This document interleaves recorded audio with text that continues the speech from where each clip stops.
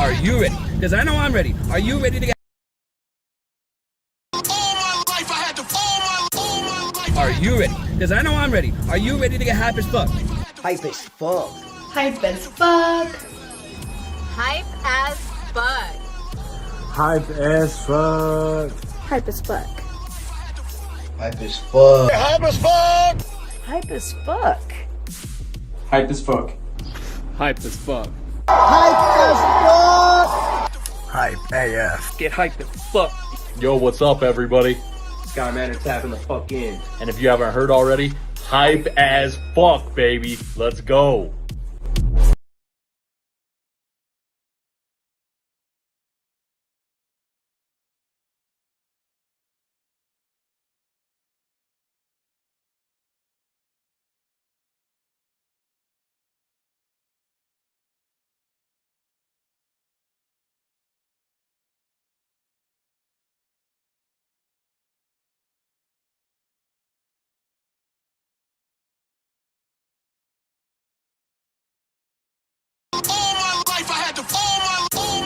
Are you ready? Because I know I'm ready. Are you ready to get hype as fuck? Hype as fuck. Hype as fuck. Hype as fuck. Hype as fuck. Hype as fuck. Hype as fuck. Hype as fuck. Hype as fuck. Hype as fuck. Hype as fuck. Hype as fuck. Hype AF. Get hype as fuck. Yo, what's up, everybody? Skyman is tapping the fuck in. And if you haven't heard already, hype as fuck, baby. Let's go.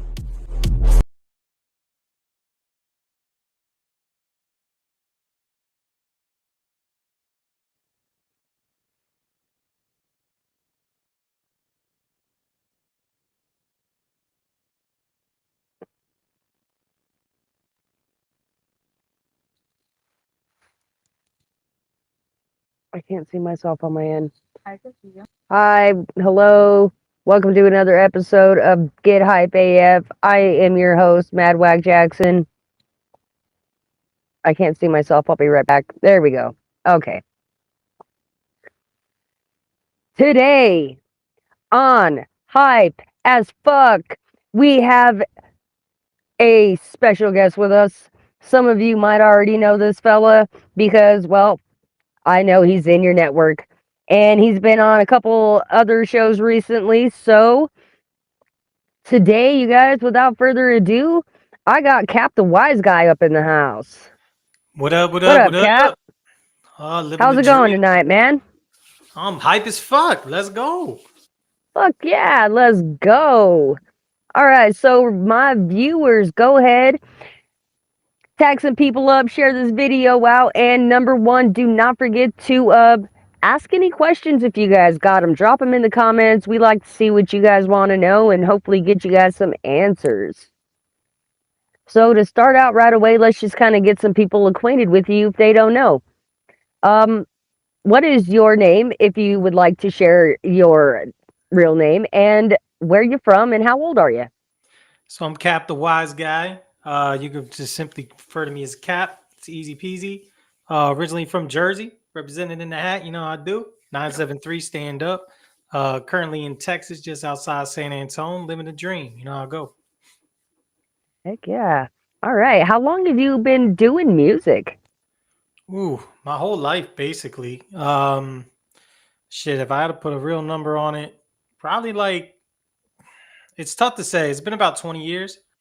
But I took like a 10, 12-year gap in there where I was on hiatus, doing the family thing, you know, having kids, getting married, all that fun stuff, and kind of just had to separate for a little bit, you know, take some time to get everything right at home.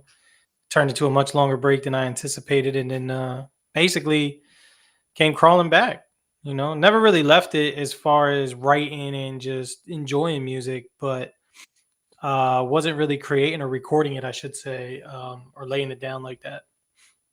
Sure, priorities kicked in, you know? Life took over. Facts. So, I guess, to kind of I want to know some backstory here. What sparked your interest into doing music in the first place? Well, my father technically was a musician, not technically, but wasn't around a lot. But my father was a musician, so I was always kind of around music, always kind of around live music at that. He performed a lot. Uh, he was in a band and all that. So I kind of had a lot of experience with it. Even as kids, he would go like practice, with his bandmates and all that. So yeah, bring the kids along because he had to watch us and this and that. So we'd be around instruments, we'd be around other musicians a lot, my sister and I, and then we kind of just, as I got older in life, as fun as it was, I started more writing poetry and stuff like that. And then one thing kind of led to another where I just got more into kind of making it more melodic, more musical, I guess, for lack of a better term. And then, you get into high school, start chilling around your boys, everybody, drinking, smoking, like, let's just freestyle bullshit, shit like that. And one thing kind of led to another, basically.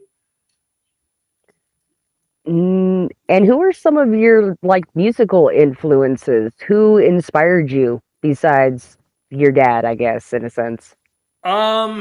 Oof. So from a hip hop standpoint, I was a big Tupac guy. My first love was Wu Tang. A couple of my friends put me on the Wu Tang. I grew up kind of white, I guess, for lack of a better term. So other than like hearing stuff on the radio, like OPP, Naughty by Nature, like Heavy D, Now That We Found Love, tracks like that, I was familiar with, but I never really listened to hip hop, like owned an album and listened to it because my mom kind of sheltered us from it, so to speak. It was old school. He had violence and graphic lyrics and all that type of stuff. So he wasn't really, I guess, privy to it. And so I grew up around like a lot of Motown from my dad. My dad, he did covers, so a lot of Beatles, Spencer Davis group. He was in the Zappa, Zeppelin, typical stuff. Eagles, stuff like that. And then, like I said, a couple of my friends, they put me on the Wu Tang that entered the 36, and it was like my life changed. Like I never heard anything like that. I was literally hooked. So that was like the first album I had. I kind of had to sneak it. I would listen to it with headphones on. I couldn't really blast it because my mom might hear it, stuff like that. I remember my sister had a Salt and Pepper CD, and there's just something at the end of the one track, and she's like, because we don't play that type of stick or something. And my mom thought they said shit, and she like lost her mind. So I knew I had to keep it hushed. I knew I had to kind of sneak it. And then obviously as I got older, I found Tupac, especially related to him a lot. He talked a lot about being with a single mom and things like that. So when my parents got divorced and growing up, trying to be raised by a woman to basically, as a man, it wasn't exactly easy. So I kind of related to a lot of his music. Plus, it was a little more to my area. It was kind of sad reality type stuff as opposed to like happy go lucky shit. Don't get me wrong, Pac had some hits that were more, of that variety. But a lot of the more like the I guess the B-side type tracks, the stuff that wasn't radio hits, the stuff that was album fillers or whatever you want to term it, was the stuff I really connected when it related to. It was very poetic, very deep. And that's really where more I started to turn my poetry, so to speak, into more music. It sounds like our musical upbringing was very similar. That's kind of how I grew up. I got to listen to radio, and my first, so I had some knowledge of hip hop and what was hip and what was going on. And ironically, my first real, like exciting album I ever got was an Eminem album, and it was re-gifted. It was gifted to my cousin, and my aunt and uncle did not find that appropriate. So apparently it was appropriate to regift it to me, even though I was only a year older. I just, it was appropriate for me. But it made my whole freaking life, and I had to go do the same thing you did. I took it home. I was living with my grandparents, and I had to put that sucker in my CD player, and I had to keep the headphones on or keep the volume real low because, you weren't exactly how you put it. Your your parental figures weren't exactly privy to us listening to that kind of music at that time. Like one ear over here listening to the music, one ear on the lookout. Mom's coming or somebody's coming around. Oh, let me change it. Yeah. Exactly. And then at the same exact time, very heavily influenced by like the Eagles and Zeppelin and, you know, that kind of almost complete opposite spectrum of music in a sense. It reminds me a lot of how I grew up and had to listen to my music and find it and what I was exposed to. Yeah, I mean, like I said, to me, and it's not like a slight at anything, but to me, that's more music. Hip hop was always different than, like, yes, it's music. Don't get me wrong, but it was more like the whole culture and essence of it. You know, it's the least musical form of music if you're really gonna break it down. So, like, I was really like Motown to me, you know, like Stevie Wonder, Jackson 5, you know, Smokey Robinson and the Miracles, Marvin Gaye, like those were the songs that like really spoke to me as a kid and I enjoyed. And we had like this one CD. It was like 25 years of Motown, all their top Billboard hits and all that. And it was like 4 or 5 discs or whatever. I used to just we had like a 5 CD changer, just let that shit run. So I was really tied into that, like the musical and the different sounds and the different instruments and even just the vocal ranges and things like that. But hip hop was so different that it really stood out, you know, because through the years you got Pop, you got Michael, you got Prince, you got Billy Joel and Bruce Springsteen and all these other guys and great musicians. No shade intended, but it was nothing like hip hop. Like hip hop was like its own beast, its own just like, what is this? I need more of this. I know nothing about this, but I need to find out ASAP type stuff. Mm-hmm. And M, of course, opened a lot of doors. So yeah, no, and then like Messi, the man, pointed out, you know, back then we had to get a lot of our albums from Walmart and they came censored. We didn't have an option. Unless you were gonna go like hunt that shit down at a record store. Everything we had to listen to back then was clean. We didn't even.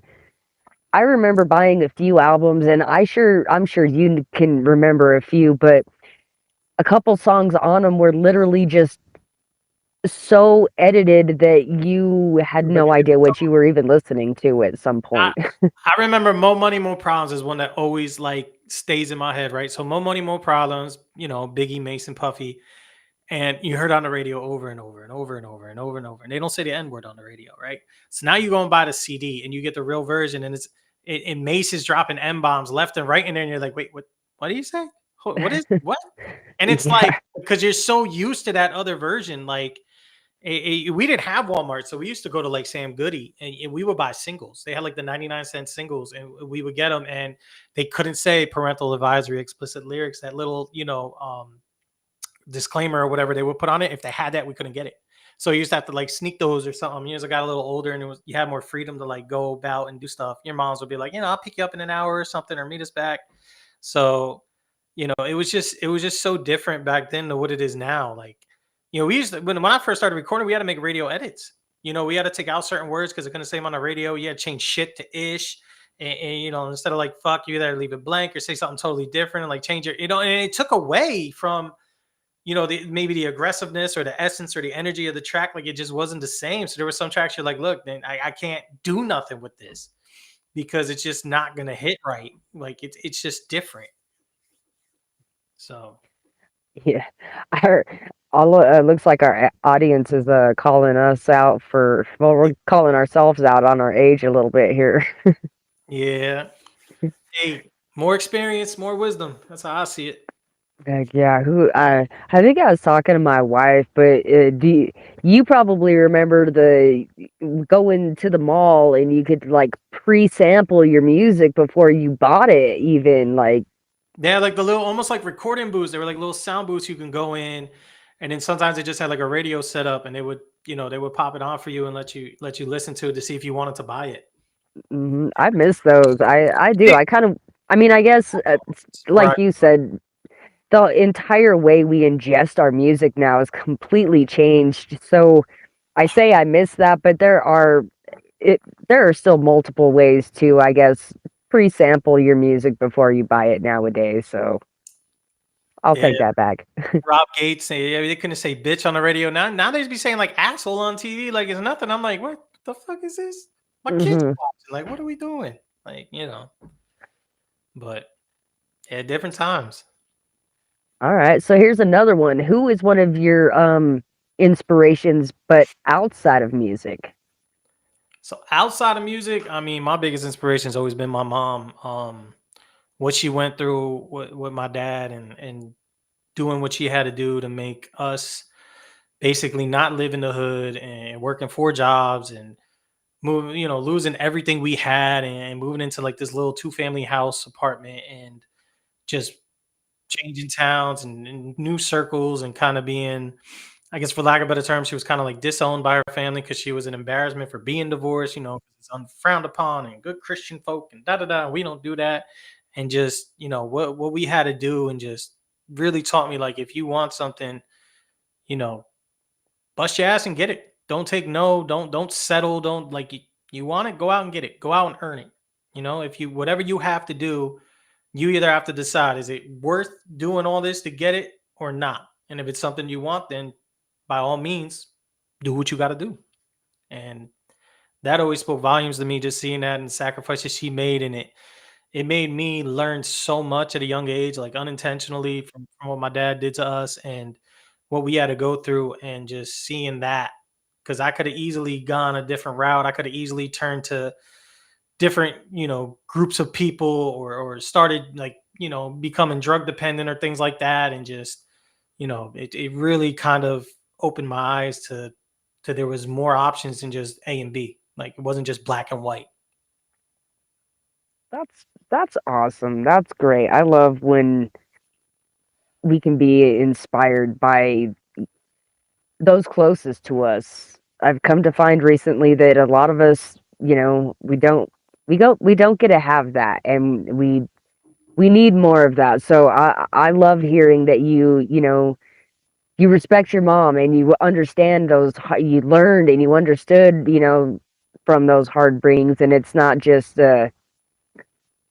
you recognize that is what I'm trying to say. As a kid, I was like such an asshole about it as a kid because it's like, no, I want these Timberland boots. I want these lugs. I don't want this cheap shit. And it's like, but you didn't understand. That was all we could afford. That was all we can get. Like for us, like Christmas was the holiday to get anything because my mom would kind of stash like $20 a week away. We call it Christmas Club.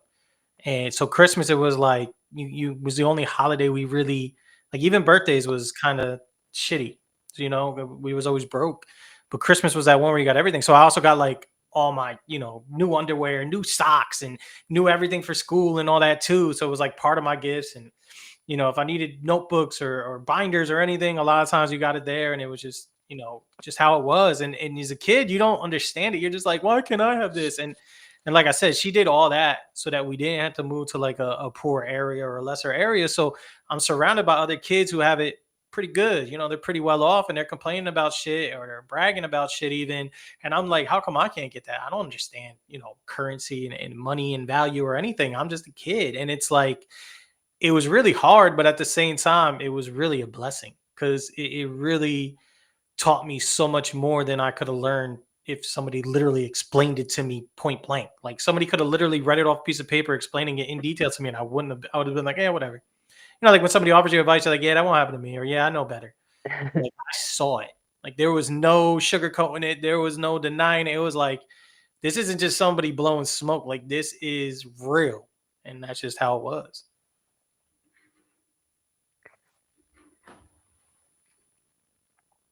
What do you I'm gonna dig a little personal this inside or behind the music besides the music, but what would you say your biggest, I mean, what is one thing that you would say that is stuck with you the most that she has taught you?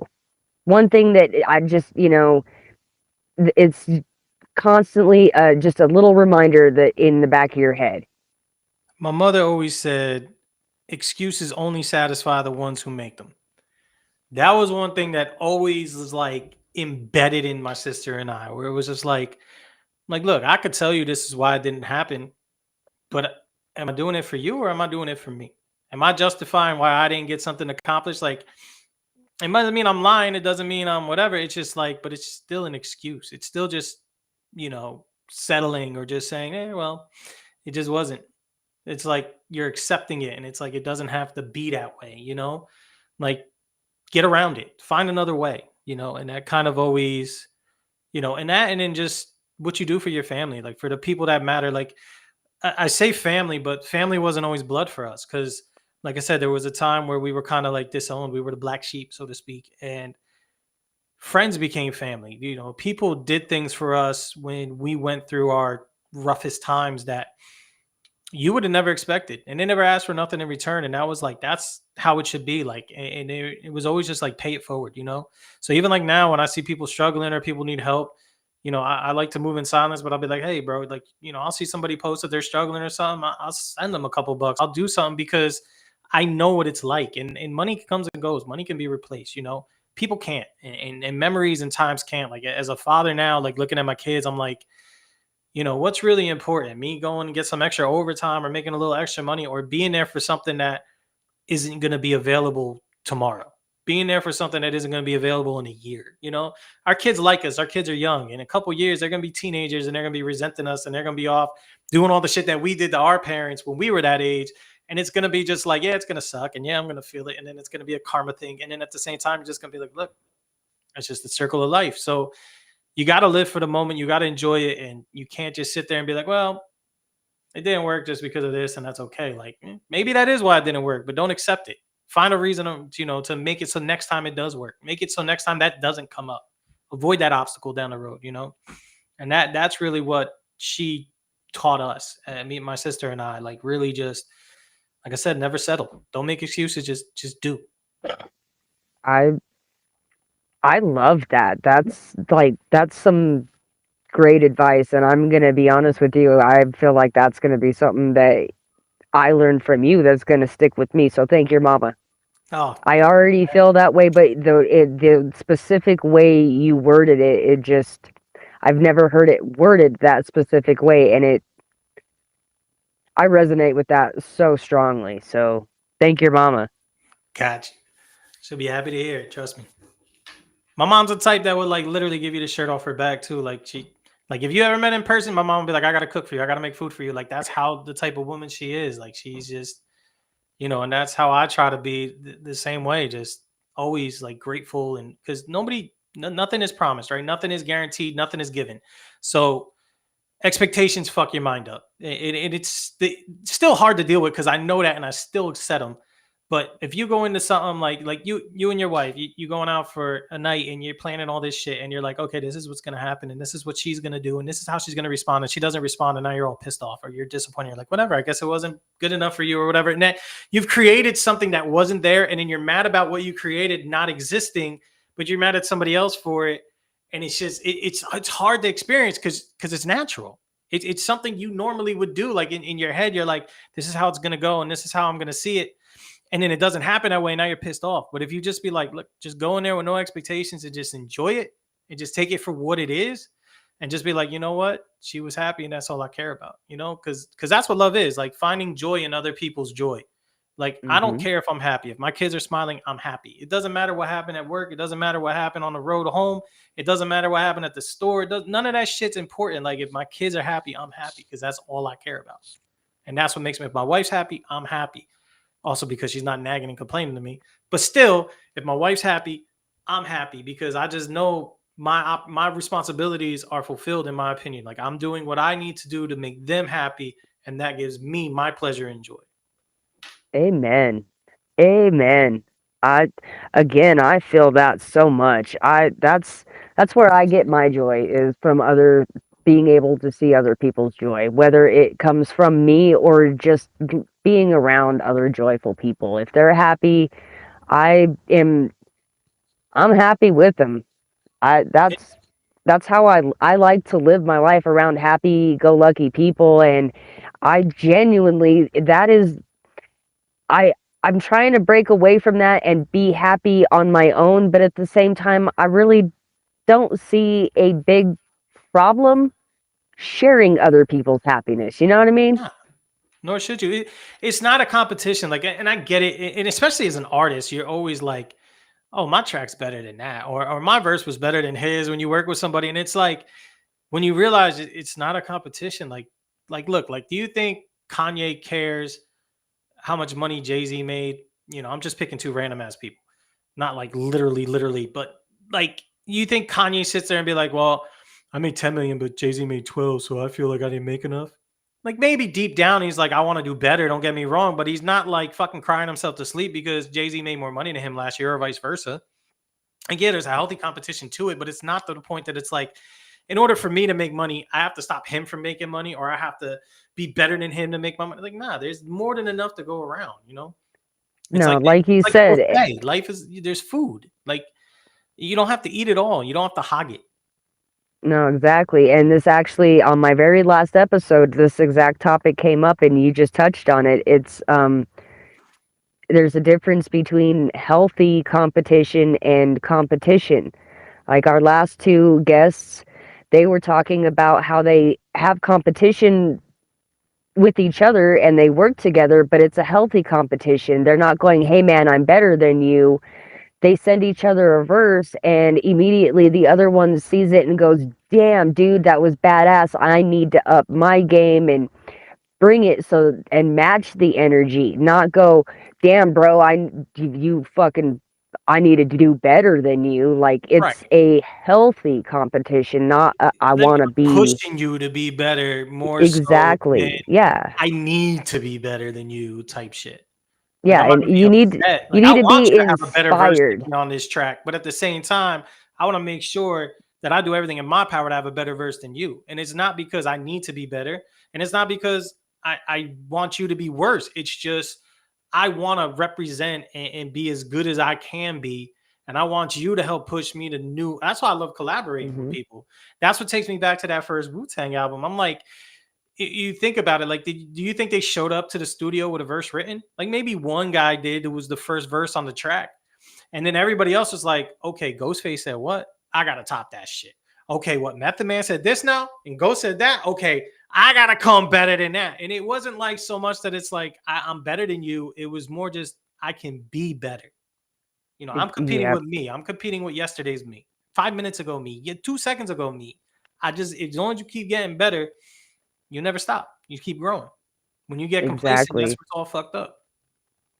Exactly. And that's me. That's why I get a lot of grief. I'm going to be honest. I get a lot of grief because I do a lot of collaborations, but I'm still new, and for me on a personal level, you guys are my muse. So exactly what you had just said. Someone's going to send, and I don't like going first. I'll be honest. I do not like going first because I don't have that confidence level, and I know I should, but when someone sends me a track and they're like, "Hey, do this," I am immediately just like, "Yes, dude," like I'm so inspired by what they just sent me that exactly what you just said. It's not a competition. It is a will in me to do represent you good, Like you inspired me to deep down inside to reach out and do something and make sure that I'm doing it good, and because I want to make you proud. I'm not going to be like, here's my shitty verse, I don't care, it means something to me. So Right. that's, As it should. that's why I like collaborating. I like to this might come off wrong, but I like to feed off of your guys' energy. I'll tell you what, when I first started like really doing music, my poetry was much more poetic. So it was hard to record it, like, even to track. And if it did, it was like kind of depressing, so to speak, because that's what life was handing me, and it was just real shit.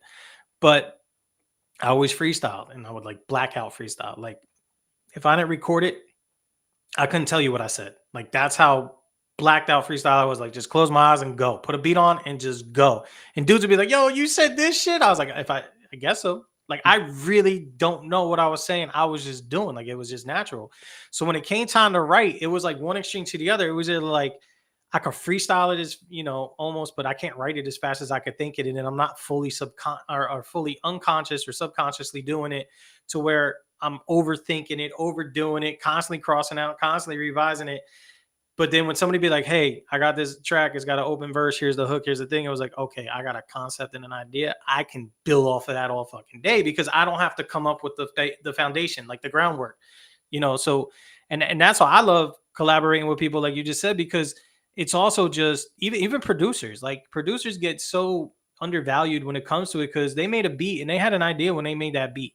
Some people are just like, oh, I just put sounds together. Like maybe that's the case, but for the most part, like when you were doing it, you had some kind of concept or idea or some kind of mood you were in when you made it. Like tell me what that was, and then it's like you create. It's brainstorming. Like you say something and it creates an idea, and then I go, okay, well you see it this way and I see it this way, and we're talking about the same thing, and that's the beauty of it. Like we can all talk about one concept, but from our own separate lives, viewpoints, our own perspectives, our own vantage points.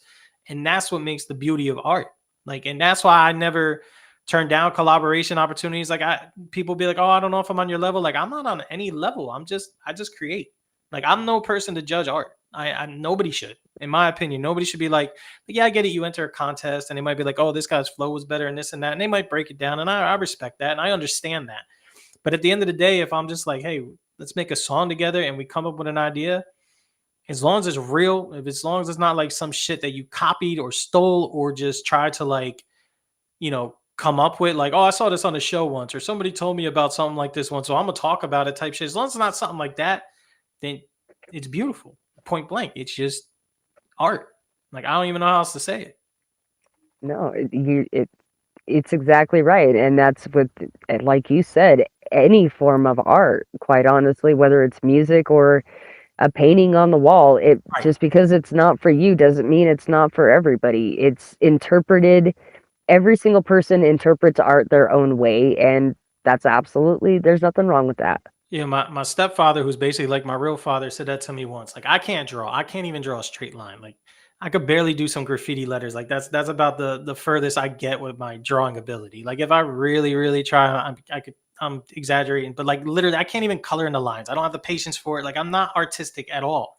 And I remember saying that and having a conversation, and he was like, what are you talking about? Like, you're very artistic. I'm like, I can't draw. I can't do it. He's like, yeah, but your music, you stuff you write, like it's very poetic. It's very creative. It's very art. And I was like, I never really looked at it like that, because you always just think of it like you're just doing it. Like kind of just open, like the person was like, it's an older guy. He's no ties to hip hop or anything like that. Like way past his generation. And just to say it, just to even relate, like, it was just like, wow, I never really looked at it from that angle or treated it like the art that it was, especially early on when I was doing it. Cause everybody, when you start out, it's like, I'm gonna make a hit, I'm gonna blow up, I'm gonna make money, I'm gonna da. Like, yeah, your heart's like, I just want to create. But at the same time, you're thinking of it as like a career to get famous and live the great life and have a mansion and the cars and all that.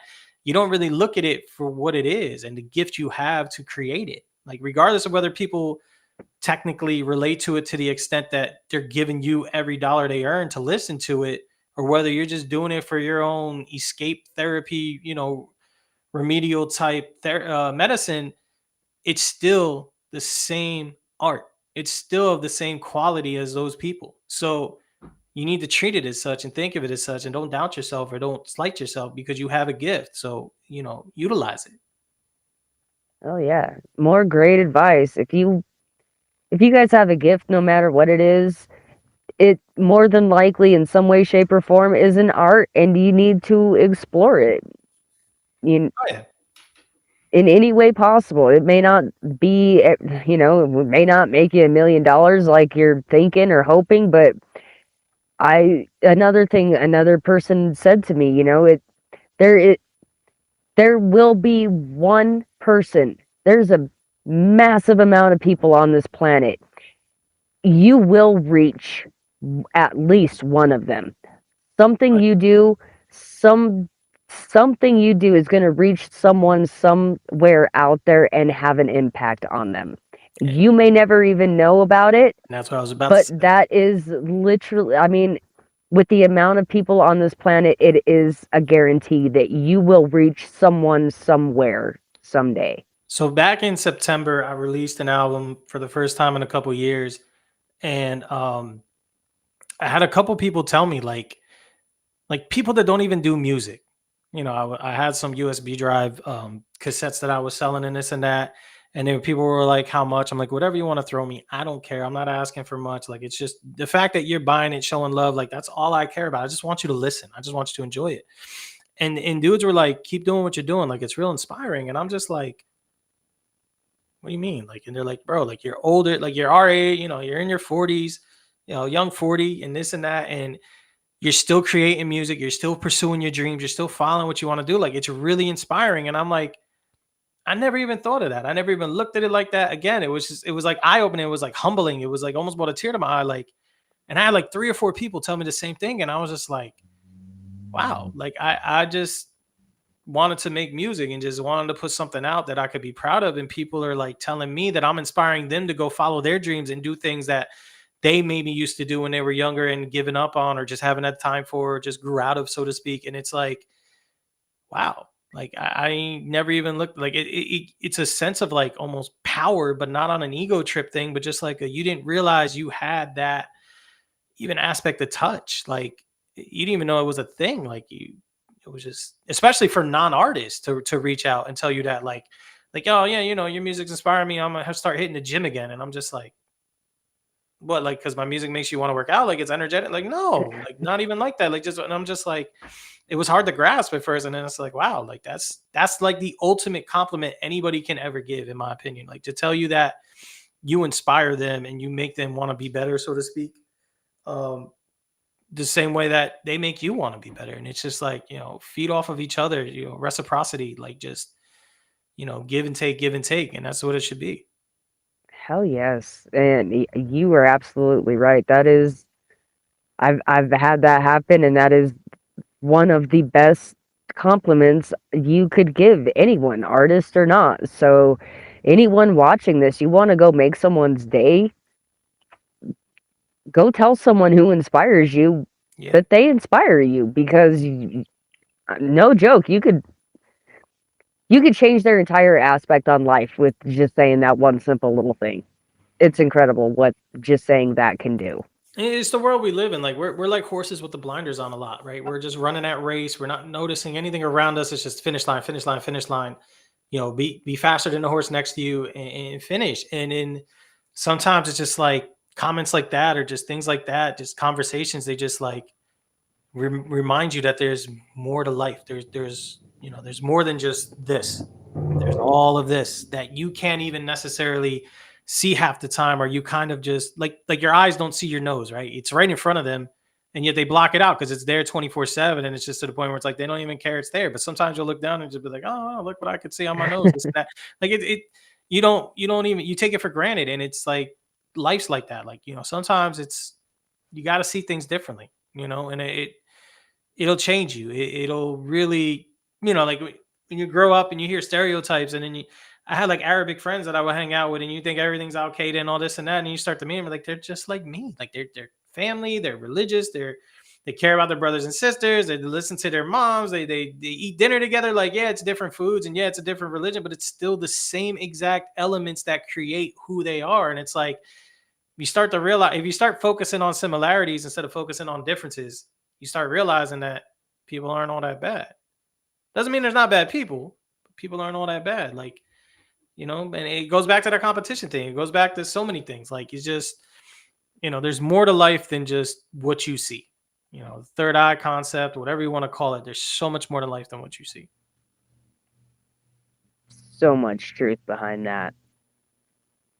All right, man. So let's kind of get into some of your music and talk about some of the stuff you got going on here. Let's see. Tell us about this album you just dropped. So the recent album I dropped, Perfectly Capable, I actually just released the new video for it. I made sure I saved it till tonight. I figured you can show it off live if you'd like, or at least post it out there. But it's technically 12 tracks. One of them is a skit. Actually, a lot of fun on the skit. My lead single is a song called Free Your Mind. And I did this little skit where I told my kids to come into the studio and just be normal. they're like, what do you mean? I'm like, you know, you're always asking me for something and bothering me. And then, Dad, can we do this? And Dad, can we go here? And Dad, can I buy that? And Dad, can you do this for me? And da da da da. And every time I like sit down on the couch to relax, all of a sudden it's, Dad, can we have our tablet today? I'm like, just go say that on the microphone. Even the wife, like, just nag me, complain, whatever. And then I put this together as like this little 30-second clip. And it starts off as my daughter asking to go to like Starbucks or whatever. And then my other daughter comes in and it's like voices in your ears, right? And then my son comes in and now all three of them are going at once. And then my wife comes in and all four. And then I did like my boss, you know, at work concept. And then it's just, everything just starts, instead of sounding like people talking, it's just like everybody's just asking you, pulling on you at once. And I'm just like, leave me the fuck alone. Like, give me a second to breathe. Like, and yeah, I had a lot of fun on that because I miss the old shit. Like when you used to listen to an album, it was an album. There was skits.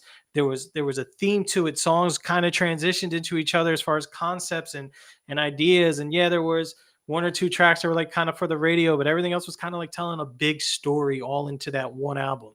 And I wanted to get back to that. So like I said, that album I released in September and then this one I just released in December are both of that same element, both of that same realm where it's kind of like everything kind of transitions along and goes to it. So, you know, it's streaming on all platforms, just like everything else. It's music out there from the heart, you know, just like everything else.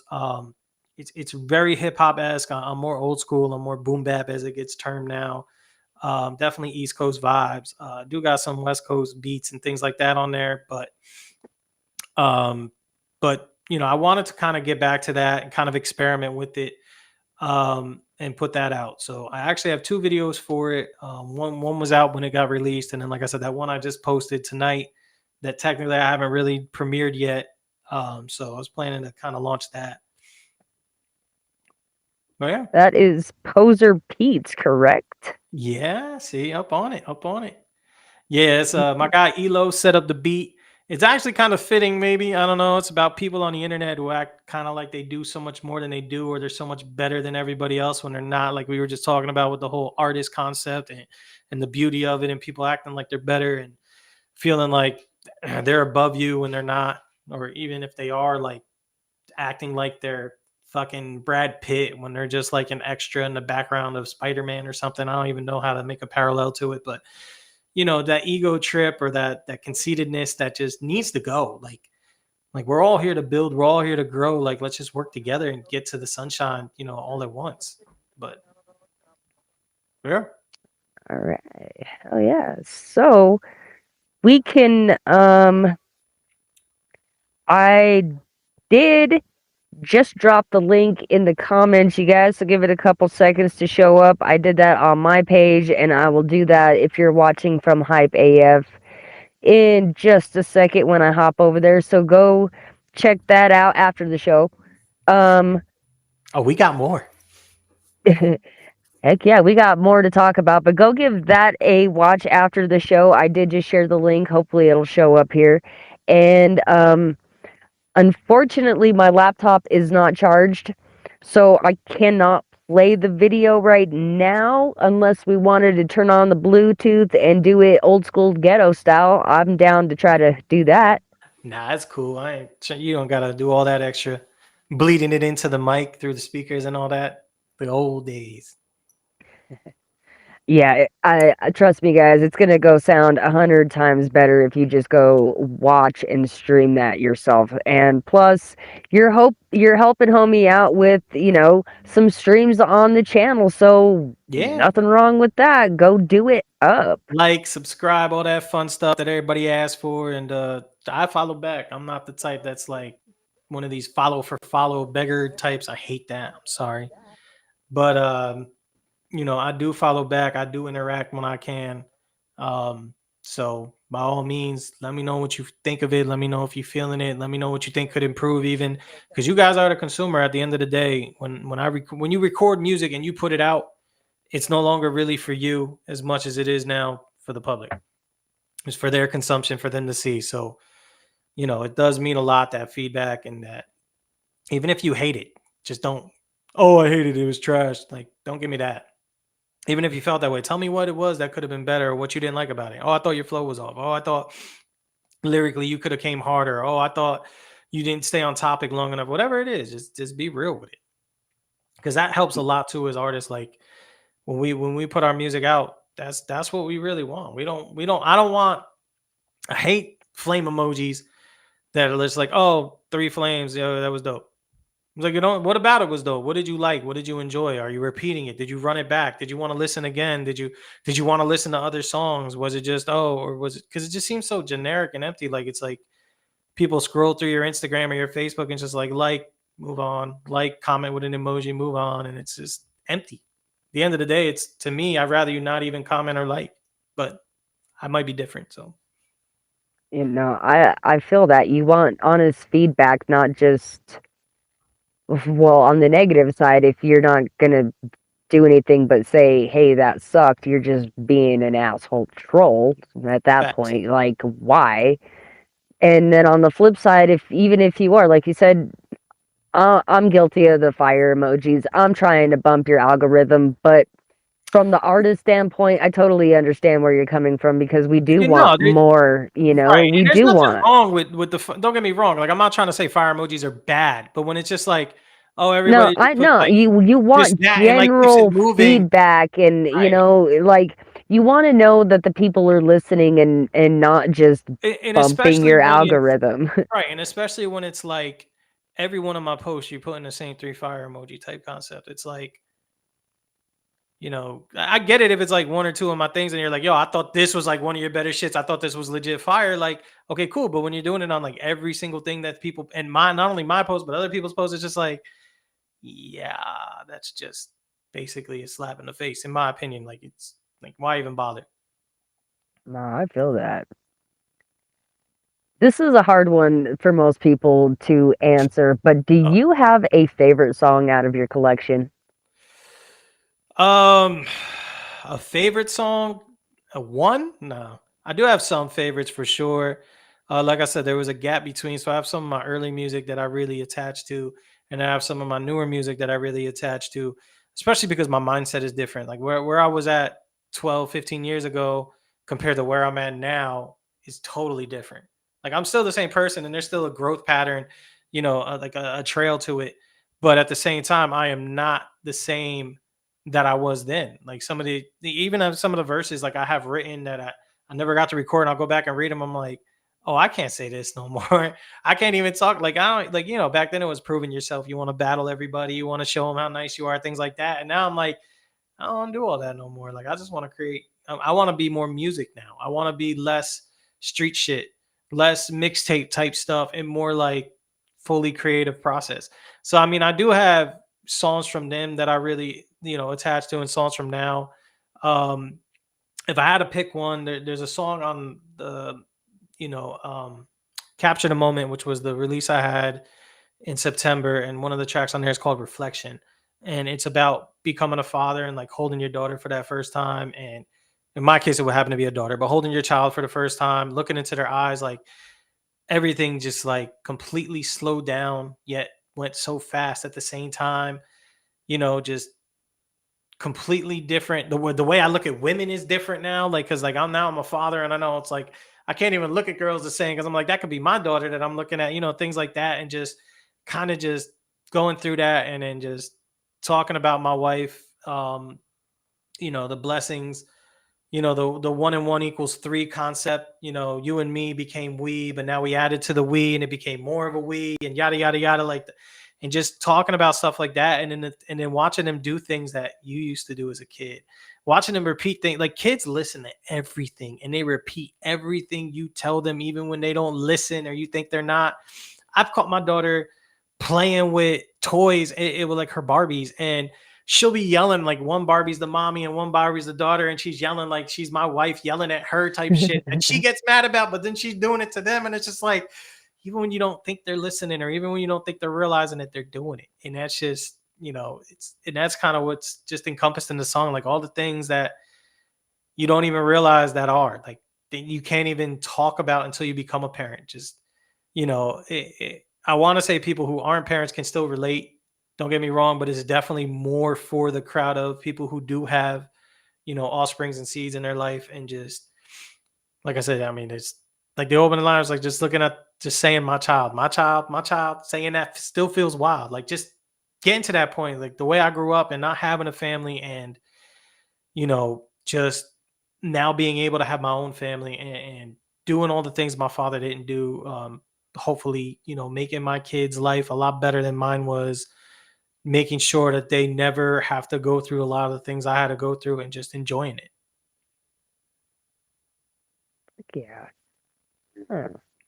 So, my next question, I think I'm gonna have to just erase this question from my list because most of the time it's usually the same as the last question I just asked.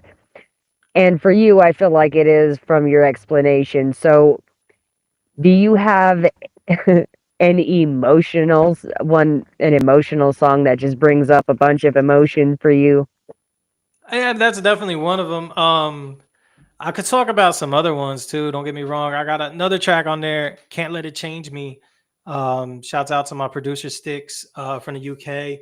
And it's just a track like just dealing with life and just like all the shit that like we were talking about earlier, the no excuses concept where like all life is happening, all the shit going on, and then you let it affect you, right? You let it change your mood, you let it make you feel a certain way, maybe take out anger on somebody else that doesn't deserve it. And the whole track's just about like, you know, asking God why me and how come I'm the one that this happens to and all this stuff going on, but then at the same time just being like, I still got to keep moving forward. I still got to live my life. I can't stop. I can't get complacent. I can't lose focus. I can't let it change me. I have a goal and I need to get to that goal. And I have dreams and I want to reach those dreams. And if I let all these things that pile up against you, all these things that stand in your way, all these obstacles just stop me, then it's just like, then what was the point of even having a dream? What was the point of even thinking about it? Like, why give up? So that was one. That's another one on there. Actually, right after Reflection. Ironically, they go back to back on the track, and it kind of just it's the same. It ties back in where it's like maybe my daughter cried all night and I didn't get no sleep. Okay, so what? What am I gonna do? Feel pity? Make you want you to feel bad for me? Tell you, well, I got no sleep last night because my daughter wouldn't shut up. Like nobody cares.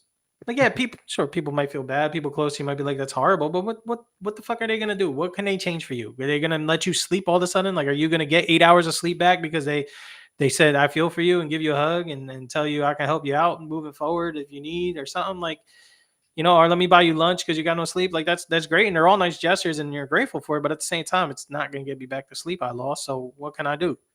Find another way to sleep, Exactly. but I still gotta make ends meet. And that's just what it's about. Hell yeah. Preach it. Man, send me the link to this song because you're speaking my language right there for sure. Man. I actually know this answer because I believe I asked you on a previous show, but if you had the opportunity to work with anyone, whether it be musically or not, dead or alive, who would you want to work with? I forget who I said last time. There's definitely some artists that initially come to mind. Andre 3000 from Outkast has always been one of those guys that I've really, really respect musically, really love, really admire. So he instantly pops in my head. But I think if I remember right what I said last time, and it's the same way I still feel like there isn't somebody that I hold in high. I guess if I really had to hold somebody in higher esteem, it'd be him. Tupac obviously would come to mind. I don't know if I'd ever be the type of person he would work with, being realistic, but it would still be dope as hell to have that happen. But really, I just love working with anybody because people inspire you, like we talked about. People give you different, make you think about something you might not have thought about, make you look at something maybe a different way than you would have looked at it, maybe make you elaborate on something that opens up ideas or just other concepts with it that you might not have ever reached. So just really just working with people period is just something I really do enjoy because to me that's how you get the best creations. Think about it, like the best foods in this world are like different tastes put together. Nobody's just like, oh, like pure chocolate is the best thing I've ever had. But you put it with peanut butter and make a Reese's, everybody's like, oh, now it's better. You put it with caramel in the middle, oh, now it's better. Like it's just the way things are. Like it doesn't mean chocolate's not great, but when you add more to it, you can even enhance it bigger and bigger and better and better. So that's how I try to think of it, as from an artistic standpoint, musical standpoint as well. I love that analogy. That's so perfect, yeah. Chocolate's good, but you put some caramel and some peanut butter in there and bam, you're on a whole new level. Oh yeah. All right. Have you had the opportunity to perform? And by the Yeah. way, that was the same answer as last time. See, there it is. Keep it real. Yeah, I've actually the last time I performed was in November. I had some stuff that came up in December, which remember we were gonna have our show and it got sidetracked. I had my aunt had passed away and I had to take care of some stuff and go back home. But I actually had some opportunities to perform, of course, the exact same weekend because Murphy's Law. But no biggie. But yeah, I mean, performing live is just great. Just being in front of the audience, feeling the energy, seeing them react to you. You kind of get lost in it sometimes. Just it's almost like they're there, but they're not there. Like everything's kind of just slowed down and moving and going on, and there's nothing like it. Um, I highly recommend it to all artists. I mean, and you also it's a great place to network and meet with other producers and artists and DJs and just hosts and just all sorts of people. Even just building fans. You know. Do you have any kind of like ritual or anything like that? How do you prepare before you go on stage? Really nothing special. Other than rehearsing my shit over and over. I try spitting it. I'm not a backup guy like vocals. Like I like to go just empty beat. So I try to, other than some ad libs I wanted to keep, or maybe where the verse ends and the hook comes in, and it's like a quick little transition where maybe you need a breath. So like I let that first bar of the hook live, or maybe that last bar of the hook live when I go back into the verse type deal. But outside of that, so I try to spit my shit really acapella, like even with no beat, like to really just train my brain to memorize it in the patterns. Because once you get up there, it's just automation. It's just go. Like you're not really going to think about it as much as you think you're going to think about it. You're kind of just in the moment. And if you stop to think, well, now you just lost your flow or your rhythm or your cadence or whatever. And now you're kind of catching up to yourself. And yeah, you might fool the audience because they don't really know you well enough to know like, oh, he fucked up or something. But at the same time, you yourself know. And now I'm an overthinker. So now it's just in my head. I can't get out of it. And now I'm caught up on it. And then, so I really just try to perfect that. Really have it down pat, and then just I like to just observe. I like to stand in the back, kind of just watch the crowd, like see what they're into, see what they like, and really make sure that when I get up there, like you let them know how much I appreciate them coming out and listening, even before I go and even after, like, hey, thank y'all for listening. Even if you wasn't feeling it, you still listened, you still stood here and gave me your time. So for that, I'm forever grateful, and then that's kind of just how I do. Now kind of give us the flip side of that.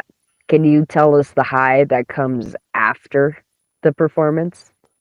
Well, when you walk off stage and people come up to you and they dap up and they tell you, "Oh, I was feeling your shit," there's two different types, right? Because there's you walk past people and they're like the obligated, like, "Hey, yo, good shit," as you walk past, and other artists because you sat there and you supported them and rocked with them when they were going, so now they see you and they feel the same, and it's still cool. But you always wonder, like, is it just because I did it? Or is it because you truly felt it? Is it just because I happened to walk past you after, or is it because you really did?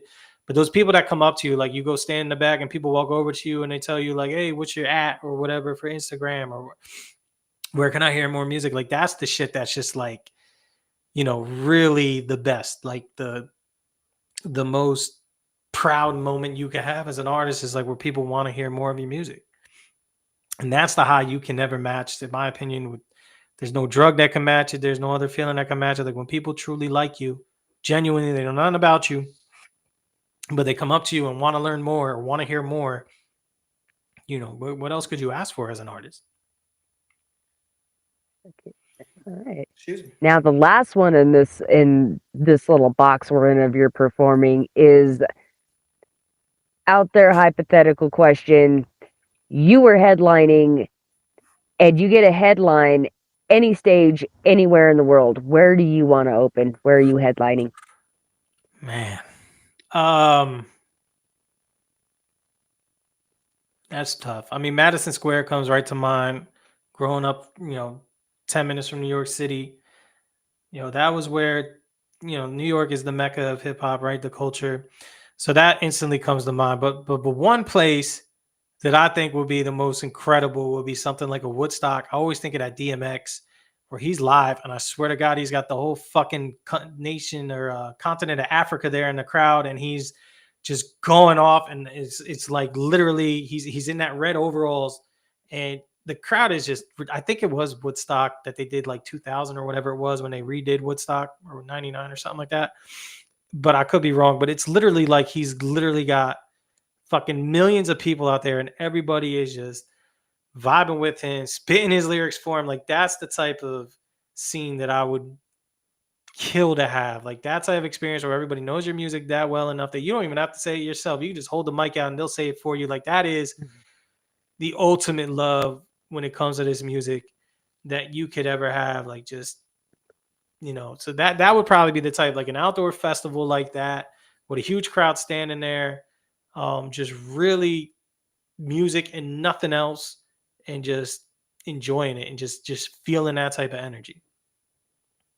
I I think that is probably one of the best answers I've had in all my episodes. You are the first one to even bring up a Woodstock, so shout out to you, man. You know a good show when you see one. And I can't think of the year, but can picture exactly what you're explaining with DMX. We just watched one of them VH1 special things about it, actually. Oh, nice. Yeah, I think it was. I want to say it was 2000. They redid Woodstock. Or it might have been 99 because I think it might have been the 30th anniversary or something like that. But that was just ridiculous. Like it was like there was endless people. It looked like a movie where they just use CGI and just make like an army. But it was people. It was real people. Like you couldn't fake it. Like it was just Yeah, incredible. like you literally could not see the end of the crowd. And you It wondered just how do kept people even going. see him from all the way back there? Like he's literally got to look like an ant up on the stage type deal, or with binoculars. And it's like, but still, you like him that much and want to be that much of a part of it I'd rather be there and look at him. Like I can't even tell any of his features other than it's a red blur up there because he's wearing a red overalls. And that's all I could tell, but I still want to hear his music and I still want to hear it live and I still want to feel that energy. Like that's just the epitome of it. So, what are some of your strategies and ways to grow, or in other words, your 5-year plan? My 5-year plan. Don't die. Don't die. So, I mean, as far as music goes, it's just keep creating. Every time, and you could probably attest to this, every time you record a track, you're always like, that's my best track. And some tracks live through time, right? Some tracks last. But a lot of tracks you'll go back and you listen to and you're like, yeah, it was cool at the time. But now I listen to them like I could have done so much better, because you keep growing and improving as an artist.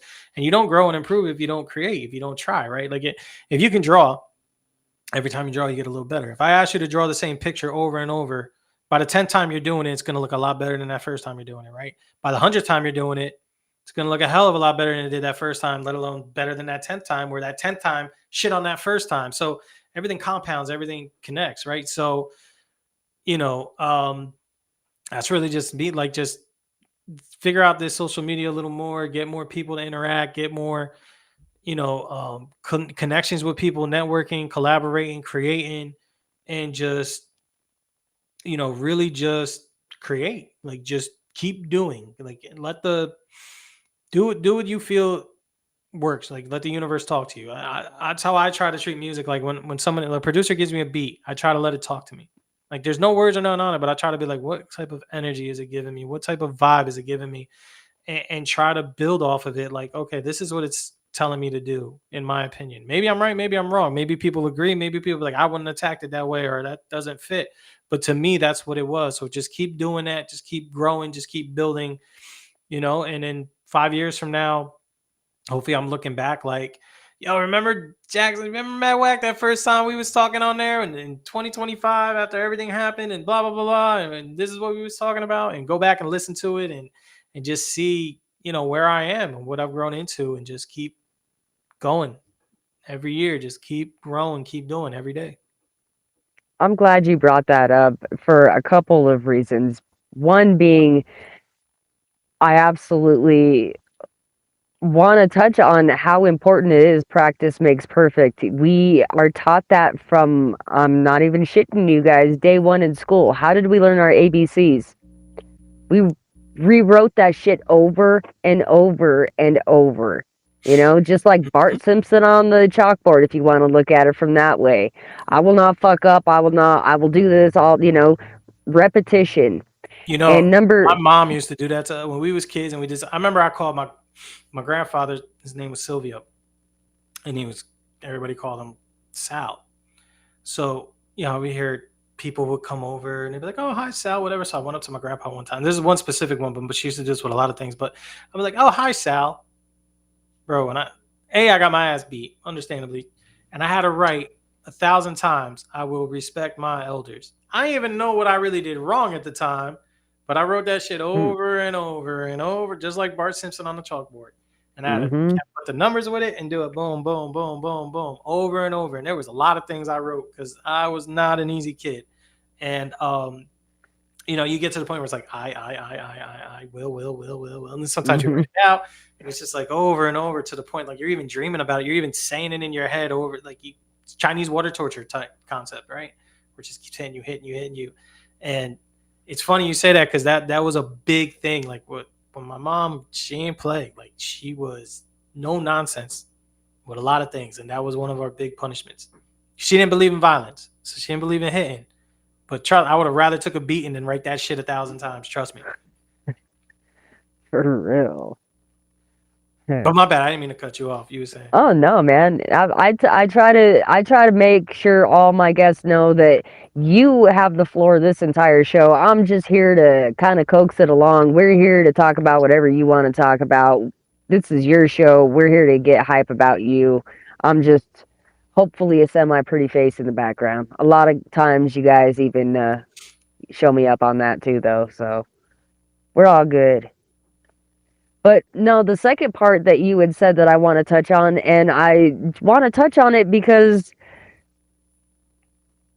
I really truly hope that some other people previously on this podcast or even future can take what you just said and use that and come back. And that's why I do this show. I really hope you guys will come back and look at this one day and be able to say exactly what you just said. Wow, look at how far I've come.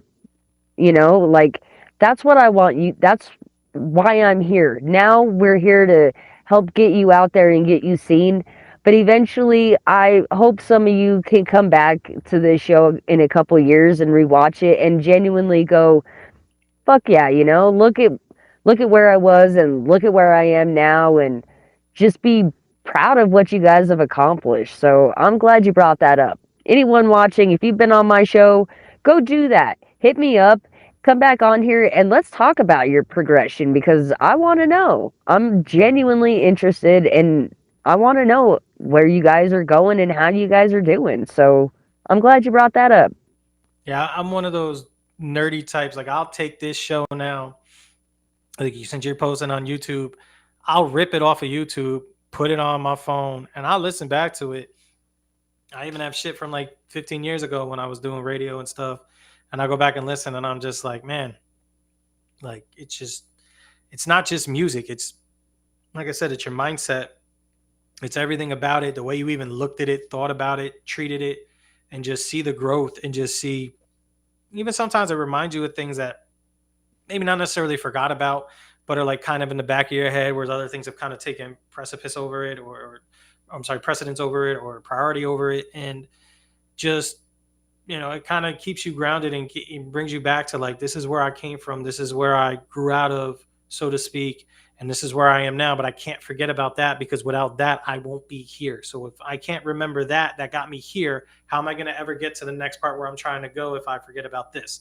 So it just, to me, it's like all kind of connects. All right. You kind of led me into my next question in your last one too. This is a two-part question. How do you, as an artist, how do you network and get your music out there? So I'd like to say I successfully do a lot of things, but I don't. I like to personally talk to people, interact with people, reach out to people directly. Um, I haven't really run ads or anything like that. I don't need to. I know I need to. Excuse me, but I don't really attack it that way just yet. I'm still trying to figure out social media, I guess, and how to utilize it because the last thing I want, I'd rather have 100 people say watch my YouTube video than a million people watch my video, of which people gave it 5-10 seconds and skipped it or saw it on the ad and they hit go to video or whatever, but you still get the credit for the view from that, or didn't care to comment or like or anything with it. Like I'd rather have I'd rather have 100 real fans than a million people that quote unquote call me or claim that they're fans. I want people to really relate and know not just who I am from the lyrics I spit on these tracks, but who I am as a person, what I stand for, what my morals and my ethics are, not on some high and mighty snotty type shit, but like think of it like this, like Michael Jackson, right? How many people tell you, oh, Michael Jackson, I'll never listen to his music because of what he did with the kids, right? And they're not wrong, and I respect it. Like I listen to Michael Jackson because I like his music. I don't know what he does in the bedroom. I don't know what he did or didn't do. He never got technically proven guilty of anything. You have your own beliefs, and you're not wrong because they're your beliefs. Nobody can tell you you're wrong. In my opinion, I don't know what he did. There's a lot of fishiness there.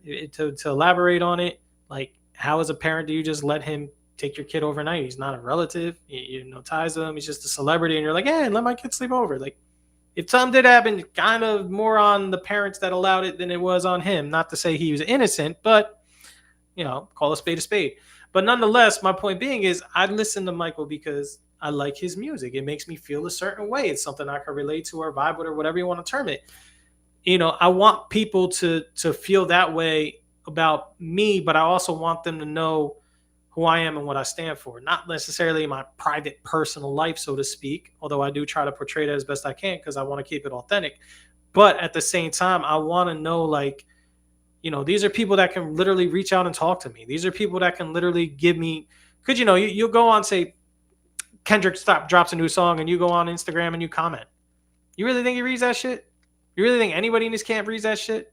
Yeah, we'll like it, and other people will like it, but it's more fans talking about what fans said than it is the artist. Like, and don't get me wrong, I want that, but at the same time, I'd rather have like real people talking to me and giving me, saying things like your music inspires me, like you still creating music inspired me to do this or that. Like that's more the type of people I want to talk, connect to, and build it. I'm not trying to get rich off of this. I'm past that time. If somehow this can become my way of life and become my means of income, by all means. I'm not turning money away, but at the same time, I'm not selling out for it. I'm not sacrificing for it. I'm not compromising who I am to get it. That's not who I want to be. I don't want to make just a generic Jance type song that might go viral or something if it doesn't have heartfelt lyrics behind it. Like if it's a mood I'm in and it's a vibe I connect with, sure, I want to do it. But I don't want to do it for the sake of doing it. So because this could be the one, so I should do it. That's not how I operate. That's never been my thing. So I want people to build with me. I want people to understand, like, you're the reason I do this. Because I could just record some shit and listen to it myself all day. I could write some shit and read it back to myself all day. You listening to it technically does nothing to the creative side of it. Like, not in an arrogant way, but like, if I write this down on paper and I let you hear it, or if I write this down on paper and I let nobody hear it, the words have not changed. What I wrote, what I felt, what made me, inspired me to do it, nothing changed by you listening to it. So how does you listening to it benefit me? Well, one way is, of course, getting paid off of it. But again, that's not why I did it in the first place. I didn't write this down to say, hey, this can make me $1 million. I wrote this down because I felt a certain way when I wrote it. So I want my fans and the people that rock with me and vibe with me and connect with me to understand, like, this is who I am, and why I do this is because how you people feel about it. I don't care if you spend a penny on it. I don't care if you tell everybody about it or you just rock with it yourself. As long as you enjoy it and like it, that inspires me to keep wanting to do it. And that's to me how it should be. But again, I'm kind of different on that aspect, and I'm a little older. So I do have a different mindset than say some of the younger guys chasing it do. And when I was that age, I did chase it that way. Don't get me wrong. I'm not trying to act like I'm a purist in that essence, but you go through growth and you go through changes through life. You evolve, just like the animals did. Otherwise I wouldn't still be here, just like people have. As unlucky as you ever might feel, your family has existed forever. Otherwise, you wouldn't be walking this earth. Somebody in your family line goes all the way back past Jesus, past whoever you want to say was the oldest and ancient person, Adam and Eve, whatever. Somehow, some way, you tied to them. Otherwise, you don't exist. So no matter how unlucky you feel or any type of way it is, or you might be like, oh, I wish I was this or that. Don't, because you've Channel that ancestor. of time, right? You've lasted all these years. For some reason, you made it.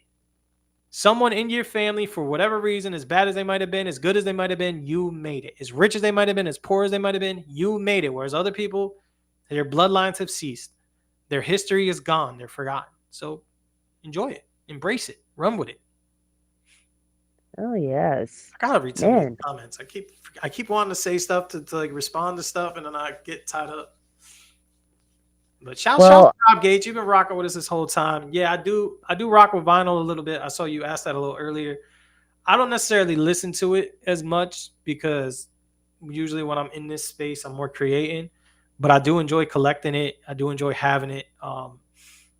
That was one of the things I wanted to do was put some of my music on it. I think that's a huge like flex on my, I know technology has changed. But remember like the first time you recorded that would be the man to hit up if you were interested. He would be the man to hit up. He can direct you, I'm sure, easy how to get your music on vinyl. Really? Yeah, we're gonna definitely connect then. Because I paid probably way too much to get my stuff on vinyl, but it was something I wanted to do, cross it off a bucket list thing. But yeah, that's what's up, man. And I don't know what the pizza question is, but I'm dying to know because I am a pizza head. He's here every show, like you just said, and he drops the same question every show. His viewer comment is always, "What is your favorite kind of pizza?"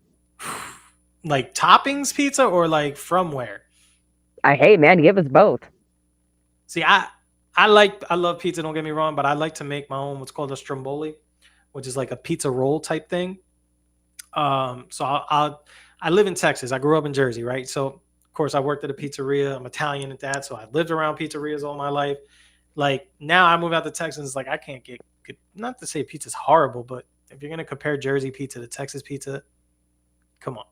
Just like living in Jersey, I thought I had like Mexican food and even barbecue food, and then I moved to Texas. I'm like, I don't know what the fuck I was eating up there, but it was not this because this is a million times better. So I personally like to buy my own dough and make my own stuff. I like to get creative with it. One pizza I actually like that I experiment with is I like French fries on pizza. So I'll do again, I don't know if you guys have ever been to Jersey, but they call them like disco fries, where it's like the brown gravy and the mozzarella cheese, and this and that. But we put it on top of a pizza, so on top of the bread, and then throw extra cheese on top. It's like one thing I experiment with that's real dope. But traditionally, I'm just like a pepperoni guy. I like to keep it simple, maybe some bacon. But yeah, I don't get too crazy with the toppings and all that because I think it takes away. I'm a bread guy. I could eat a loaf of bread fresh out the oven like all day. It's like the worst thing for me, but it tastes so great. And so I don't like to take when you get too many toppings. It takes away where all the taste. It's too much taste. It's too much flavor where kind of you don't appreciate each one the same because they all kind of run together. And so I like to keep it a little easier. So it's safe to say then that you are probably not the thin crust type of guy. Deep dish all day or real doughy type. Yeah. Yeah, man. There's a pizza we discovered they had out in Kansas. It was like a baked potato pizza.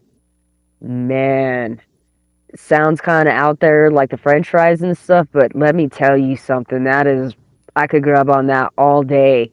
It is so freaking good. Do they like do a baked potato and then kind of flatten it, mush it, and put it on top of the pizza? Like, how do they? They like chopped them up, like soft, cooked the potatoes, and then they would put ranch dressing. Thank you, bacon, and probably sour cream, I'm guessing, to kind of make it more not as More potato-esque. chunky, more pizza textured.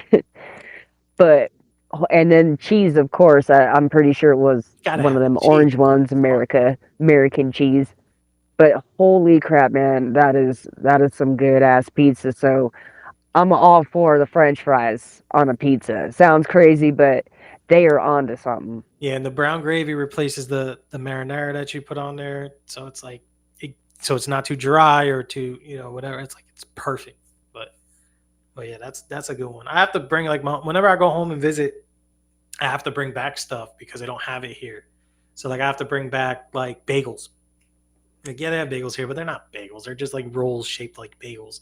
They're just They're not rolls. made the same way like as they are over there, But again, they got like breakfast tacos here, and again, I thought I had breakfast tacos or whatever when I was over there. No, I was totally fucking tricked. Just like some people here think they've had Italian food, and I'm just like, nah, you've had Olive Garden. It's not horrible food, don't get me wrong, but that's not like authentic, legit Italian. Mom made it from scratch in the kitchen, gravy cooking all day type meatballs from rolled yourself type Italian food. Like, yeah, different worlds, but. Oh, for sure. You want to talk about different worlds. Wait till if you ever go to Mexico. I don't know if you've ever been to Mexico, but our version of Mexican food is way off. Yep. What they're eating over there is way different, and it is not even close to what we're pretending to try to do over here. Their food is 10 freaking... Mexican food over here is bomb, okay? But if you go to Mexico and have actual real Mexican food, your head will explode. It's like here is more like Tex-Mex. Is that what Yeah, exactly. But see, that's like, it's funny you say that because I think like when I first moved here, I remember I was at work and some guys were like, I feel like Chili's today. And I was like, oh, you want Mexican food? Because in Jersey, there's not a lot of Mexican restaurants. So you go to like Chili's, there's a place like on the border, Jose Tejas, Taco Bell. Like that's your Mexican variety up there. People looked at me like I had a fucking dick on my forehead or something. Like something was wrong with me. I'm like, what is it? Chili's is a burger place. And I'm like, I guess for you guys it is because you have mom and pop Mexican places all over the place. As for us, it wasn't. But like, then you'll tell me Olive Garden's good Italian food. They told us about a place, it was Johnny Carino's. I remember when we first moved there, my wife's like, I want chicken parm. So I'm like, all right, cool. So we asked like one of the locals, like, where can I get chicken parm at? Oh, Carino's, it's real good. It sounded like Carino's, sounded like a mom and pop place. Pulled up, and saw it was a chain. Like, we didn't even get out the car. Like, no, that's not gonna work for us. Like, we're spoiled, point blank. So, it's all perspective. It's all what you know, and then what you see, and then what you get exposed to. I guess that's a recurring theme tonight. For real. Hey, let's shed some light on all these young people who don't know. We know they're watching. We know we aged ourselves, and hopefully you can take something we've said and use it as some kind of enlightening advice towards your future, whether it be pizza related or music. I mean, life is like a big pizza pie, right? And then it hits you in your eye. That's amore. Hey, think about it. Now we're gonna go on another tangent. So, what is one of the hardest obstacles you've had to overcome being an artist? Ooh, well, I mean, I guess I'll address the elephant in the room. I'm white, point blank. Like growing up where I grew up, around the circles I grew up in, I was exposed to a lot of things that most people haven't been exposed to of my background. And even now when I do music, people just look at you like, oh, goofy white boy, what does he know? Because I'm not gangster. I'm not that type of artist. I never have been. I never will be. I'd be posing like a motherfucker if I tried to do that shit. Doesn't mean I'm not, willing to stand for something or fight for something, but I'm not the type that's going to talk about packing the gat and all this shit. Like, that's not me. That's never been who I've been. Like, have I seen guns? Have I been around people who carry guns? Have they been in my possession? Absolutely. Have I ever wanted to shoot somebody or even thought about it? No, I'm not a killer. I'm not that type of guy.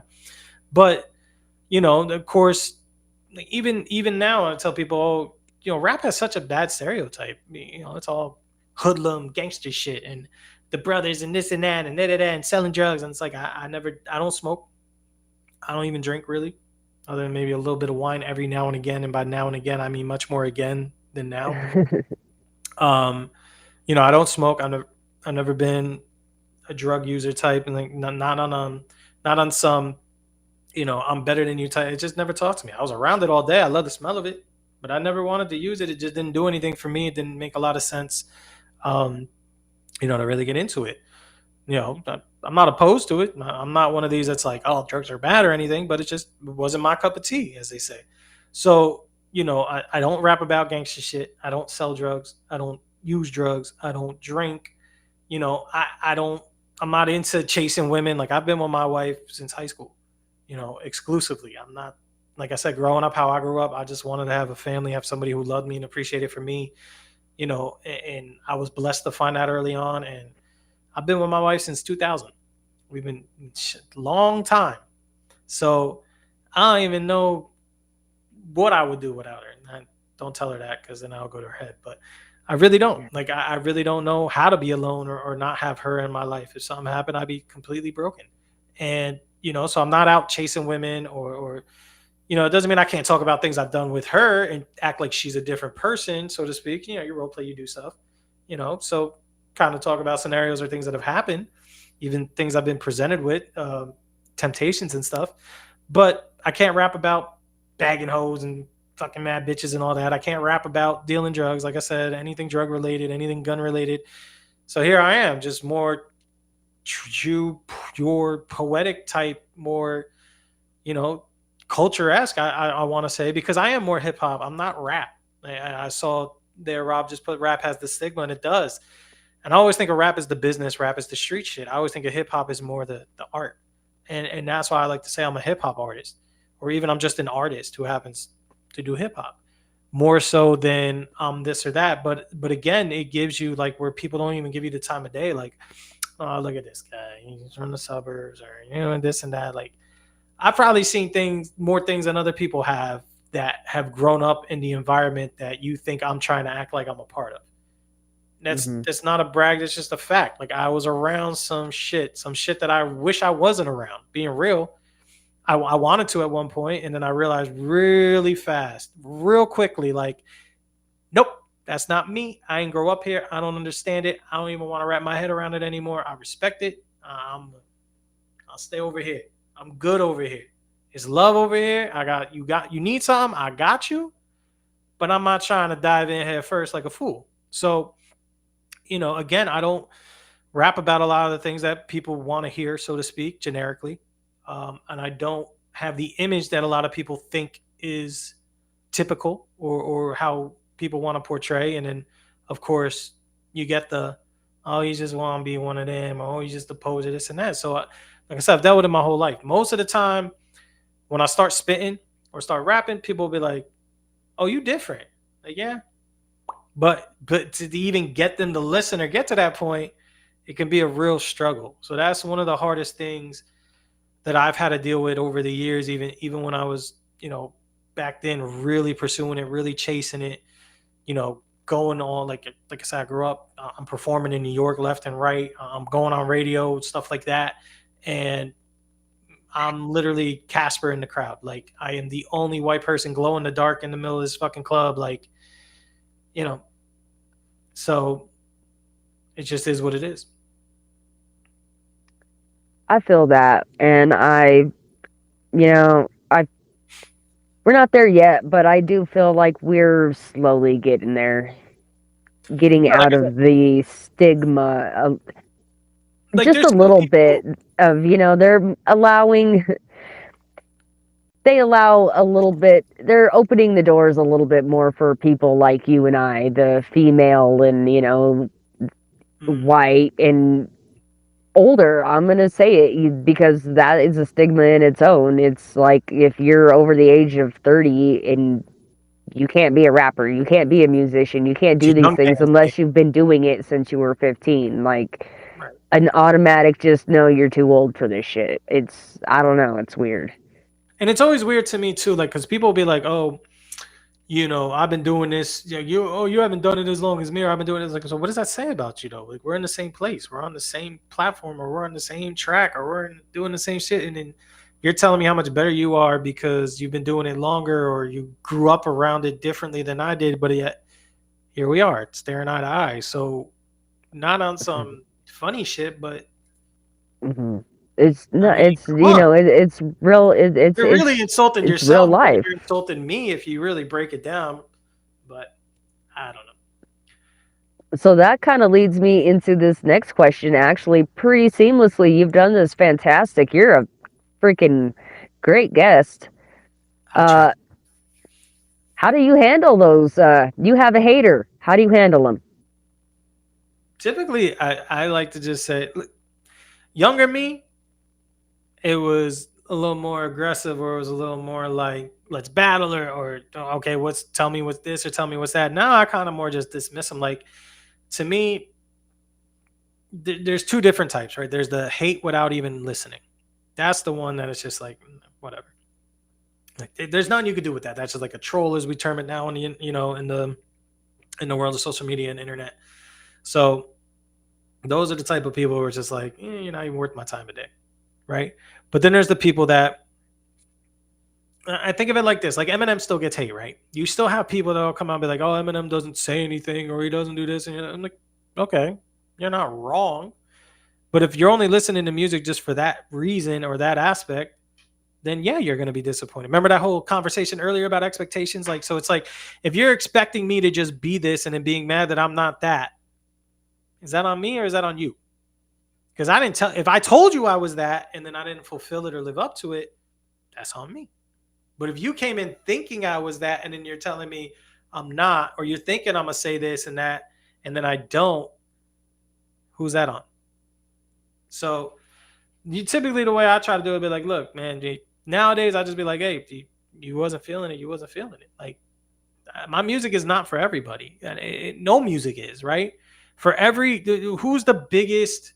The Beatles were probably, right, the highest selling or most popular group in the history of music, or popular music. I think that's safe to say, at the very least. They're yeah, I'm sure they're. Yeah, I'm sure they got to be up there. Hate the Beatles and tell you their music is the most simple, unchallenging music, and all their ballads and stuff is very simple. It's written all in the same pattern, and da da da da da da.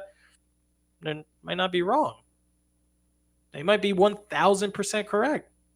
It doesn't change the fact that for all those people, there's a million times more that love them. So, just like I said, my music isn't going to be for everybody, because nobody's music is. There's not one song that the fucking national anthem, there's people that hate it, and people that, want to die for this country, for the Star Spangled Banner, and there's people who will tell you that it's the worst song ever, or they hate it, or they can't stand it, or America this and that, right? So, no, you can't make everybody happy. So why try? Just let people be who they are. My only thing is, like I said, going back to it, like, I don't care if you hate it. Give me a reason why you hate it, or just be real about hating. Don't give me generic, like, oh, that's my, he's my guy, so I'll just like it. I don't really like his music like that, but I support because he's my guy. Don't do that. Like, I'd rather you not interact or do none. Like, just or tell me straight up, like, dude, I wasn't feeling this part, I wasn't liking that part, and just keep it like that. Don't do the fake shit. I can't do fake. Like, I can do, oh, you're not tough. Like, oh, this guy doesn't know how to throw a punch, or this and that. Like, that's fine. I don't care if you're tough. Don't say you're going to punch people in the face, though. That's where I draw the line. Like, oh, he's not going to, oh, this guy can't do that. Like, okay, as long as he's not claiming he can do that, I don't have a problem with it. Just be who you are. Be who you're meant to be. But heck yeah. I mean, this next question, I feel like you've given us a ton already, and even more in that last statement. But I'm gonna go ahead and ask. Maybe you got some more. What is some advice you have for any upcoming artists? My biggest advice I can give you is do what feels natural. Point blank. Do what feels natural. Do what's inside of you. Don't try to be like. Don't listen to this guy and be like, I want to be like that guy.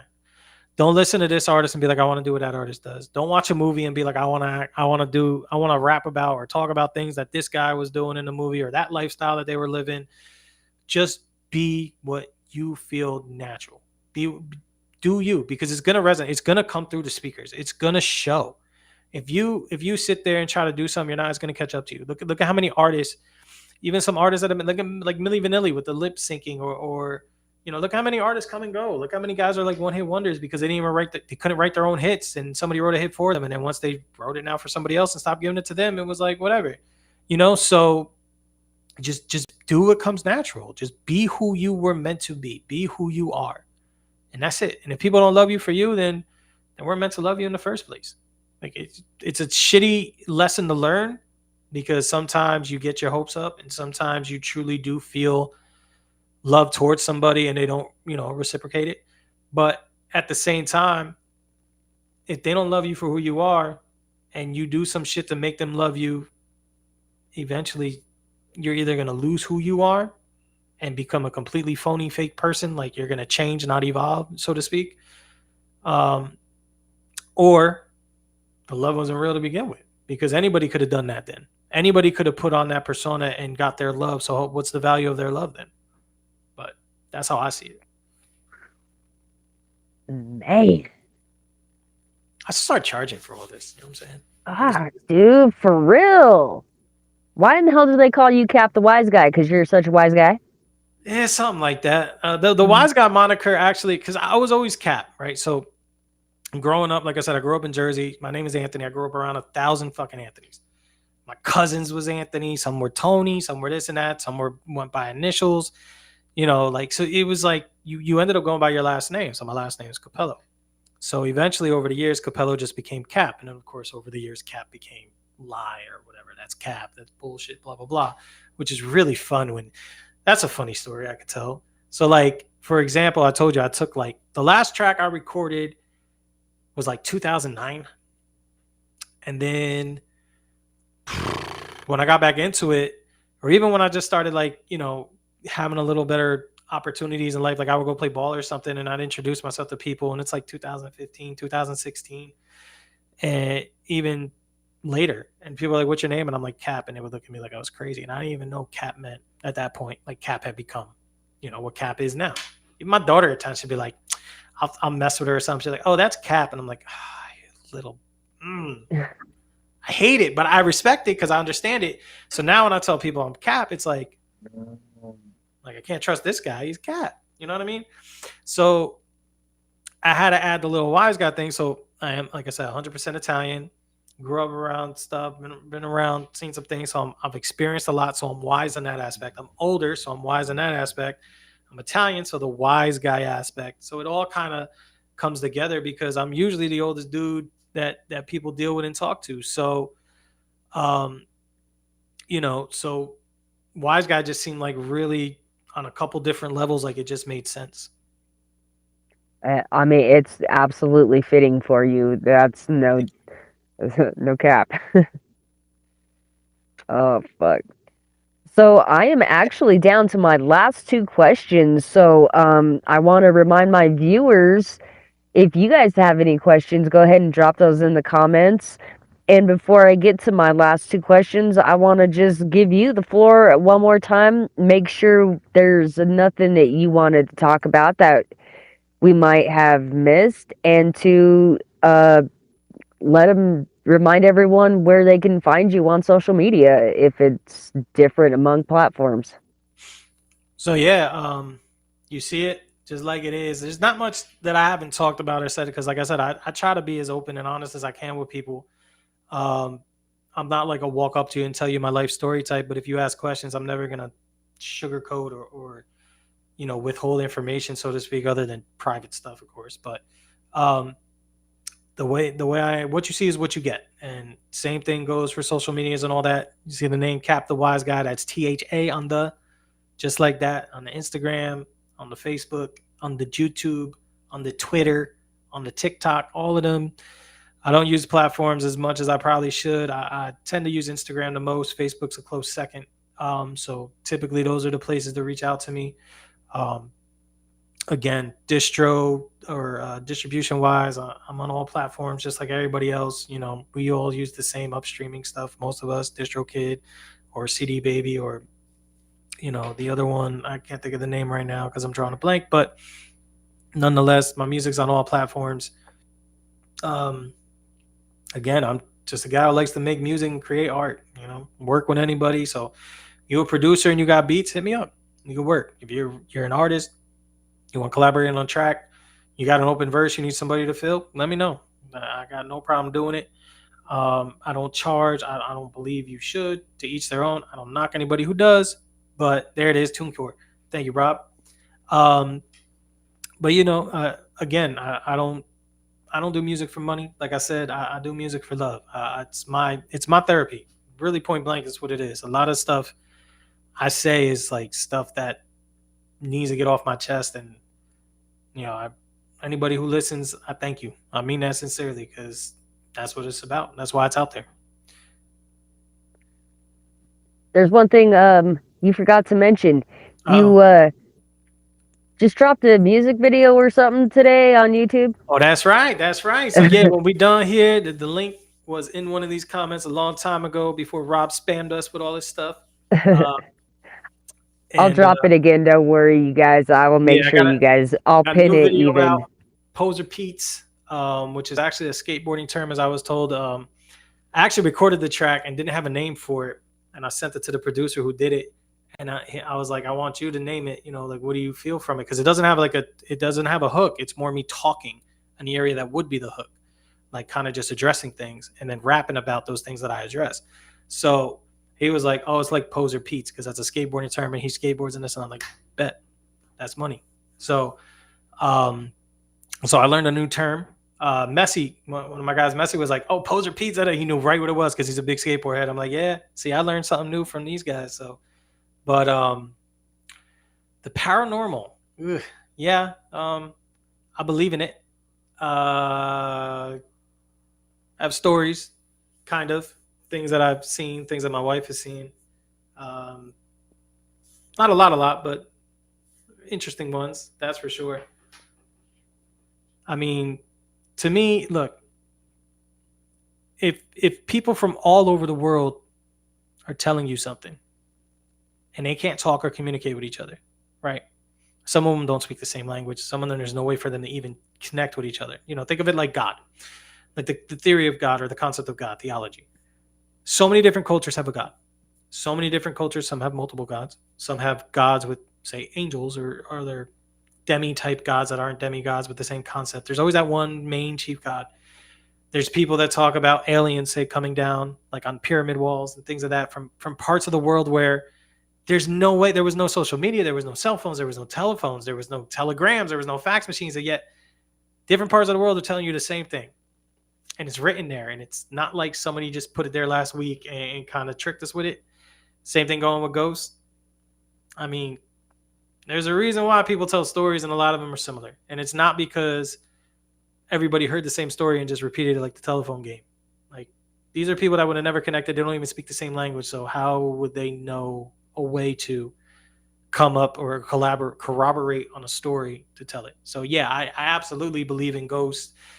There's a lot of things that I probably believe in stronger than others, but ghosts is definitely one that I can say I've dealt with firsthand. I've heard stories firsthand, seen things. So yeah, that'd be cool. And then before I forget too, Rob, with that comment on country music, I am actually I was one of those guys for a long time. I don't do the old school country because I always feel that was the joke, right? What do you get when you play a country song backwards? You get your car back, you get your wife back, you get your dog back, you get your life back, right? Because that was always what it was about, but that was the stereotype. But my daughter's kind of turned me onto it because she's really into country. Shouts out to Shabuzi, by the way. Like, you talk about, like, me talking about being white here. You talk about a guy, I don't know if you guys know what he looks like. He's not what you ever think he would look like, and that's not a knock. But, man, he performed at one of the football games at halftime. I'm like, who the fuck is that guy? That's Shabuzi. No, it's not. He's nothing like you would think he would look. Amazingly talented, great voice, and seems completely authentic and real. Like, but when you see him, you're going to be like, nah, that is not the guy. Yeah, that's the guy. Look him up. I definitely will. He sings that song, I'm pouring out a double shot of whiskey. Oh, no, Jack Daniels got a history. Everybody knows the song. You've heard it on the radio if you ever listen to radio or anything on social. So look up the song and then look up his picture, and you're gonna be like, hell no, that's not him. But again, I mean, so like I could sit here and be like, from my perspective, this is what I had to go through. Well, completely flip scenario. There's this guy trying to break into the typical country music world. Yeah, same thing. Tipsy, a bar song. Is that the name of it? Or is it just flat out Tipsy, I think? I think it actually is Tipsy, the bar song. I'm not 100% familiar with it, but my wife works where they have one of them jukebox things, and it's one of those songs that is one of the Left and most right. played. But Facts. I'm cracking up because I have never heard that if you play it backwards, you'll get your you girlfriend never, in that your the old car clip and was shit a back. Yeah. That was when we were kids. Amongst all the racial jokes we used to tell for each other, the Polish jokes and stuff I probably should never ever repeat because they were just wrong. But at the time, it was a good laugh, especially as a kid. Yeah, I know. I've realized there's quite a few things I heard in my youth that growing up, I learned you probably shouldn't repeat those things. Oh yeah. So, all Yeah, like right. I So, used to have my ghetto pass, and I used to drop M-bombs, especially you hear it in songs and stuff, and then you start going around different circles, and you just get used to it, and you say it around the wrong people, and then you realize real quick, like, okay, it's not universal. It definitely yeah. should be something I use. Gotta train the brain to stop using that word because it is not correct for me to do so. Yeah. Yep. So I am down to my last two questions. So go ahead and drop any more in the comments if you guys got them. Otherwise, I'm going to go ahead and hit you with this one. I want you to relive this because this is hype as fuck. And I want you to tell us music, outside of music, I don't care what it is, just one of your most hype as fuck moments. So, first time I was on the radio, it was a local radio station out in the Bronx, New York. They do like a 11 at night to midnight show, a hip hop hour, and it was cool. Like you got on, it was an interview like this and all that, but then there was a part where you got to freestyle, and it starts off. They put on a beat. It was me and this other guy, and they put on a beat. And I got to set it off. And like you was talking about, like, well, you know, when you start a song, like, what do you talk about, whatever. And I was just kind of feeling it out. And I am a purist when it comes to hip hop. So if I'm going to freestyle, it's not going to be some written shit that I memorize. Like, I'm a legit freestyle. But I couldn't swear. I had to control myself. So it was like I couldn't fully black out. At this point, I was a little more polished. So I couldn't fully black out. But I had to, same time, couldn't be corny with it, and I wasn't gonna spit something like that I had written and do and act like it was all off the top punchlines and shit because that's to me so fake. So I did my stuff, and it was a more mellow beat and whatever, and I didn't really get a lot of love, right? I mean, it was just the first verse, and it was a couple beats we were gonna go back and forth. So now he goes and he spits some recorded shit or some pre-written shit, excuse me, and he shouts out the DJ in it. So the host of the show and this and that, and they went crazy. So I was like, okay. So my first bar, because when I don't know how you guys do it, but when you freestyle, you think of your first bar, maybe your first two, because what's going to rhyme with it, and then everything after that, you just go, you just feel and go, right?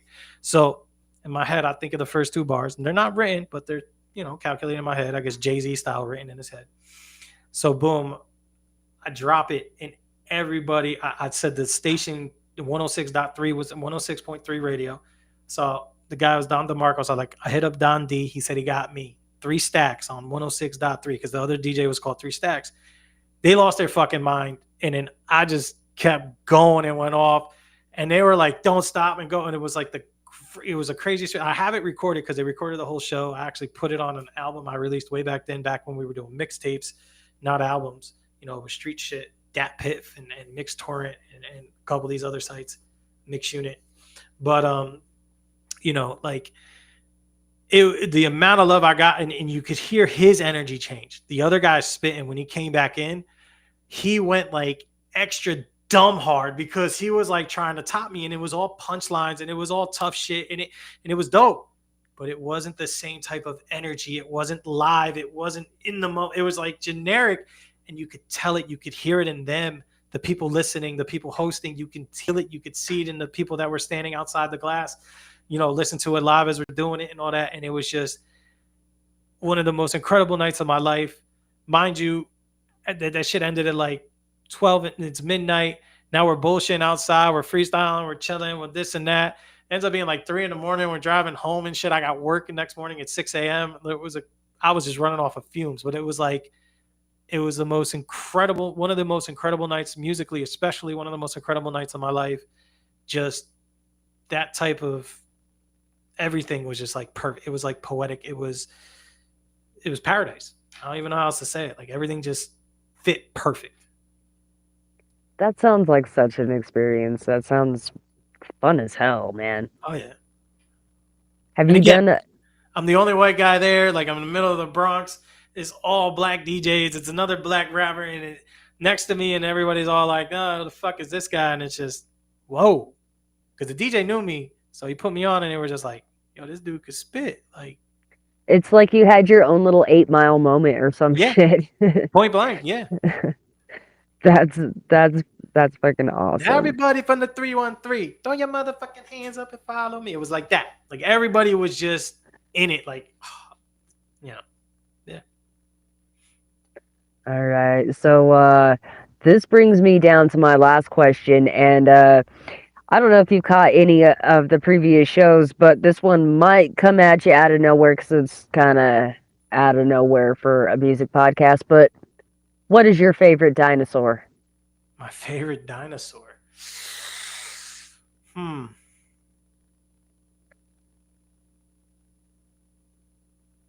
Man, I always liked Triceratops because they were just cool with the horns. They were different. They're basically what rhinos became. But I think I'm going to say Brontosaurus because you could see above everything.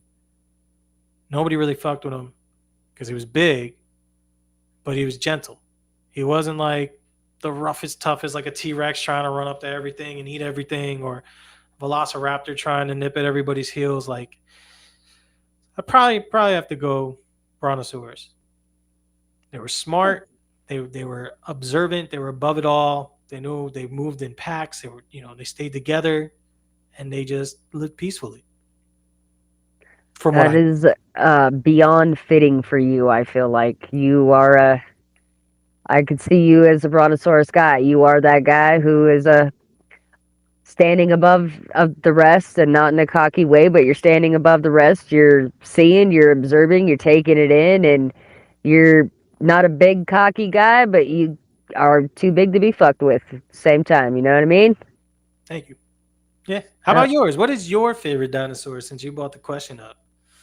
I am it's a toss-up for me between the good old T-Rex, and for number 2, it's the Velociraptor. But I will explain the raptors being because they are the pack type. And that's why I resonate with them. I've run with the pack. I like to have my homies and have them have my back. And you fuck with one, you fuck with all of us. And number 2, T-Rex. Yeah, king of the jungle. It is what it is. You fuck with me, you fucking with the fucking T-Rex. I'm gonna come at you. I'm not gonna sugarcoat shit. I'm gonna be vicious when I come with it. I'm real. Speaking of which, because I wanted to ask this and give you maybe a chance on your own thing to speak on it, and hopefully not too negative, but what exactly, I guess I want to be all chisme about it, but what exactly transpired? Because from what I'm seeing, you were asked to do more than you were appreciated for, which sucks. And there's definitely some questionable things going on the other side that you're no longer with. But I'm hoping that what happened with you and the other person didn't burn bridges with you and other people that were also part of it. Primarily, someone like, say, Jacob,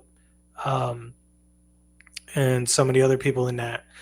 It was a weird, they were definitely a weird organization.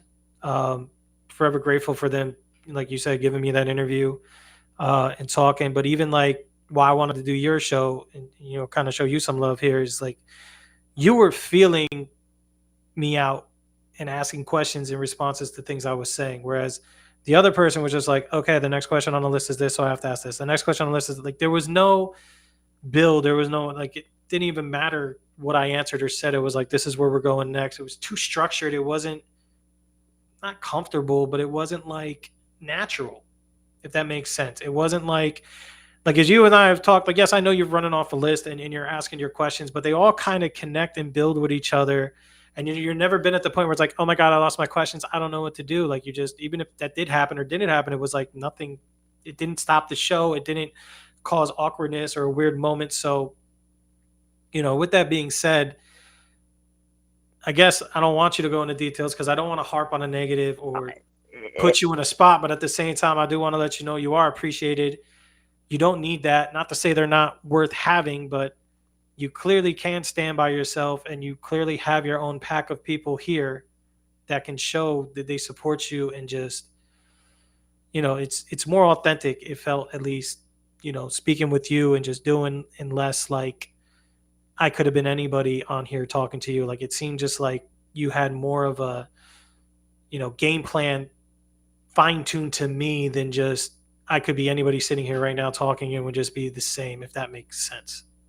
No, it does make sense, and I appreciate you saying that because I do take a lot of pride in trying to make these be personal interviews, because for me, I want to know about your music. I want to know what you're doing. I want to help you get out there, but I'm a fan, right? Like, number one, I'm coming at this from a fan standpoint. That's where I began. I did this before I started making music. So I come at this from a fan standpoint, and I want to know who you are as an artist, and not just, glaze over everything in a sense, and just, tell me what you're doing, tell me what's about to come. I want to know about your music, and that's it. Like, I want you guys to take however long you want. I will never cut a show off. I want you guys to come on here and be who you are authentically, and just let the show run as it may, and have the genuine, real conversations with you so that people can know who you guys are as people, and not just see you as another one in the line of artists, so it means a lot to me that you notice. And all I will say on the thing is, it honestly started with a miscommunication. She even admitted there was a miscommunication, and I decided this last few months, okay, so this was months ago, that this new year I was focusing on me and cutting out any possible negativity. So when things got negative, I took my leave, and unfortunately it spiraled. There were mistakes made. There is no more page. I was locked out. I did receive help on figuring out how to give it up. I was not trying to steal anything, so I no longer have anything to do with that page. I no longer have any control. Yes, I did shut the group down because that was my work. And I do not agree with other people benefiting from something that my hard work got into, and then basically trying to destroy me and continue to use my work. So that's the end of that. I don't have hard feelings toward these people. I hope they continue to do what they do, and I hope they do a better job of it, and they, just, I hope they learn and grow. Honestly, that's all I have to say. I wish No, I them will luck. say, like, you never, excluding the one question where you just asked what was my most hype moment, like, you've never tried to name drop the show or make it about, hype as fuck or anything like that. Like, that's not how the other side was. You didn't take a commercial break in the middle to promo. I've never seen you ask for followers, which was always just weird to me. You don't have an OnlyFans that you're trying to promote or anything like that, which was always just awkward to me. So, I mean, keep doing what you're doing. Um, it doesn't go unnoticed. And like I said, I could tell you're a fan. I could tell you're more into the music. Like, as I'm talking to you, I can see like you grew up on music the same type of way, whereas maybe they're younger or whatever it was. And it's not trying to, like you said, like throw shade at them or anything like that, but it was what it was. And this was definitely more, not to say it wasn't enjoyable over there, but this was definitely more enjoyable. And what you're doing is working.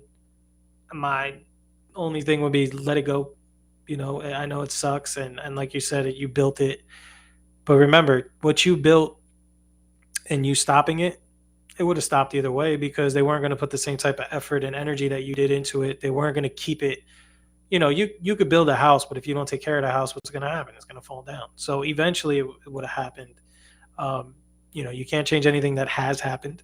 All you can do is learn from it and move forward. So, keep doing what you're doing. And again, it doesn't go unnoticed, and definitely appreciate it. And really, really thankful you had me on and just chopped it up for 2 hours. Felt like 10 minutes. So that's how you know it was good. Oh yeah, man. No, I definitely appreciate that, and thank you for coming on. And I I said it before, but I'll say it again. You and any of my guests, you guys are always welcome back anytime. So if you got some big upcoming news, music wise or unmusic wise, this is not just a music podcast. I want to reiterate that as well. If you run any kind of business, are trying to get any kind of exposure, or just want to chit chat, I'm down for it. So hit me up in my messages. We can get you on another show and, Yeah, just hang absolutely. out some more, man. We still gotta collaborate. I ain't forget about that. Like I said, everything happened and all that. So we still gotta go over some beats or whatever and some ideas, and definitely gotta create something. And then I know you're gonna be on with Messi this Sunday, so I'll make sure I tune in for that as much as I can.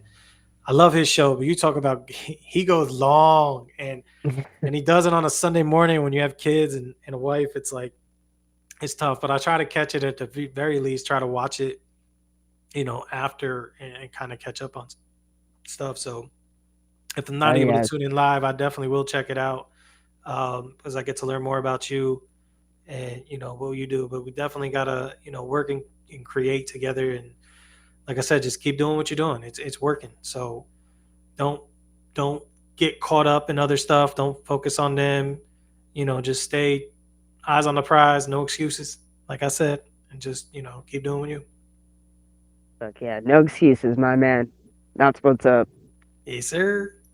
Ain't Tell nobody gonna Sunray. do that shit for yourself. Sunray, Sunray. what I'll say let Sunray know she doesn't have to ride as hard for you either. Don't fall into it either. Don't fall into the trap. Like, just telling y'all, as a person who's caught up in stuff in the past and let it control them, and just in this, you'll learn people come and go very often. Relationships break down very regularly in music.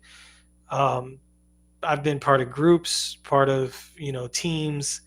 When I say groups, I mean like music groups. I mean teams. I mean like labels and stuff like that. And just it's a never-ending story. The way it history is, repeats. bro. I from you and I haven't been in a real tight connection for that long, but I think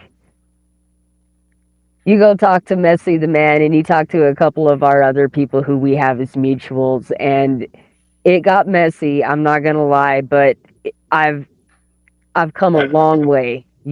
Because it used to be a lot more messy. So I'm not 100% proud of how I handled it, but I am proud to say that I know for a fact that I have made some significant progression in my ability to let the shit slide a little easier. So, and I Well, appreciate you coming and giving me all this feedback. It's not going unheard. I said that last week in the messages that I was typing on Messy's show, and I take every bit of feedback seriously. It doesn't go unheard, and I'm not going to be easily offended by it. So, thank you. Thank you. I do hear you, and I'm going to take every bit of advice you have, and don't so will regret my wifey. anything you guys have done, because that's what you felt like doing and felt appropriate at the time. All you can do, don't regret it. Don't beat yourself up for it or anything like that. Just learn from it and be better next time. Not to say you weren't correct this time, but just in general, like if you feel like, okay, I shouldn't have done it that way, maybe, or handled it that way. You know what? When you're in the moment, you just do what's, you don't think, you do, right? So don't regret it. Just learn from it. You'll be better off for it in the long run. And like I said, I mean, you're gonna keep building and growing. So you're gonna, in 5 years, you're gonna look back and I'm like, oh yeah, remember that shit? Wow, that was fun. Yeah, you'll never guess what happened there. Let me tell you, da da da da. And you'll look back and laugh. And you end up, you might even be down the road. You might relink. You might not. Some of those people might come your way and say, hey, we saw what you were saying. And some people might come in and just say, we want to work with you because we see what you're doing. So, you know, Oh, just yeah. just do what you. That's it. Do what you do. Fuck yeah, man. Ladies and gentlemen, Cap the Wiseguy. Extra fucking emphasis on the wise guy. Forget about it. All right, man. Well, I had an awesome show. I appreciate you coming on here so much. I honestly, I can't wait to get you on again and just kind of bullshit and get to working on this on some music shit with you and just see where the future takes us, like you keep saying. So, thank you so much. If there's there anyone you want to give a shout out to, I didn't let you do any shout outs. Shout out to everybody listening. I'll rock with that. Rob Gates, especially, man. You was all in them comments. I think out of those 100 messages, you and Sunray probably had 175 of those 100. That's how much you guys were commenting. So I appreciate that. Everybody else that tuned in, much appreciated. Everybody watching it on a recap or on a different platform, again, much appreciated. Like I said, man, I'm not the cold type or the arrogant type. Reach out, talk to me, man. Hit me up. I'm willing to work with everybody. You can just chop it up, talk to everybody. You ever got a question or want some feedback, even just, hey, you got a new song, you want someone to listen, give some honesty. Man, I'm all for it. So yeah, that's pretty much it. And shouts out to you, Mad Whack. Who would have thought that in 2025, someone Mad Whack could have a show with some guy called Cap? Like, that just seems like it shouldn't happen. But here we are. So fuck all y'all. We live in it. Fuck all y'all. Hell yeah. Right on, man. Thank you so much again. I had an awesome time. I hope you have a good rest of your night. And I've said it a million times, but I really genuinely appreciate you. Thank you much. Nah, much love, and thank you again for having me. Oh yeah, peace out. All right, you guys, that was an awesome show. Thank you for everyone to tuning in.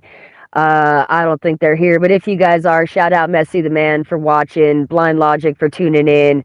Like he mentioned, Rob Gates, my mama, I see you in here, my wifey, uh, anyone else I missed. There's a couple other, like he said, there's a ton of comments, so it would take me a minute to scroll up and find you, but you are appreciated. Thank you for watching.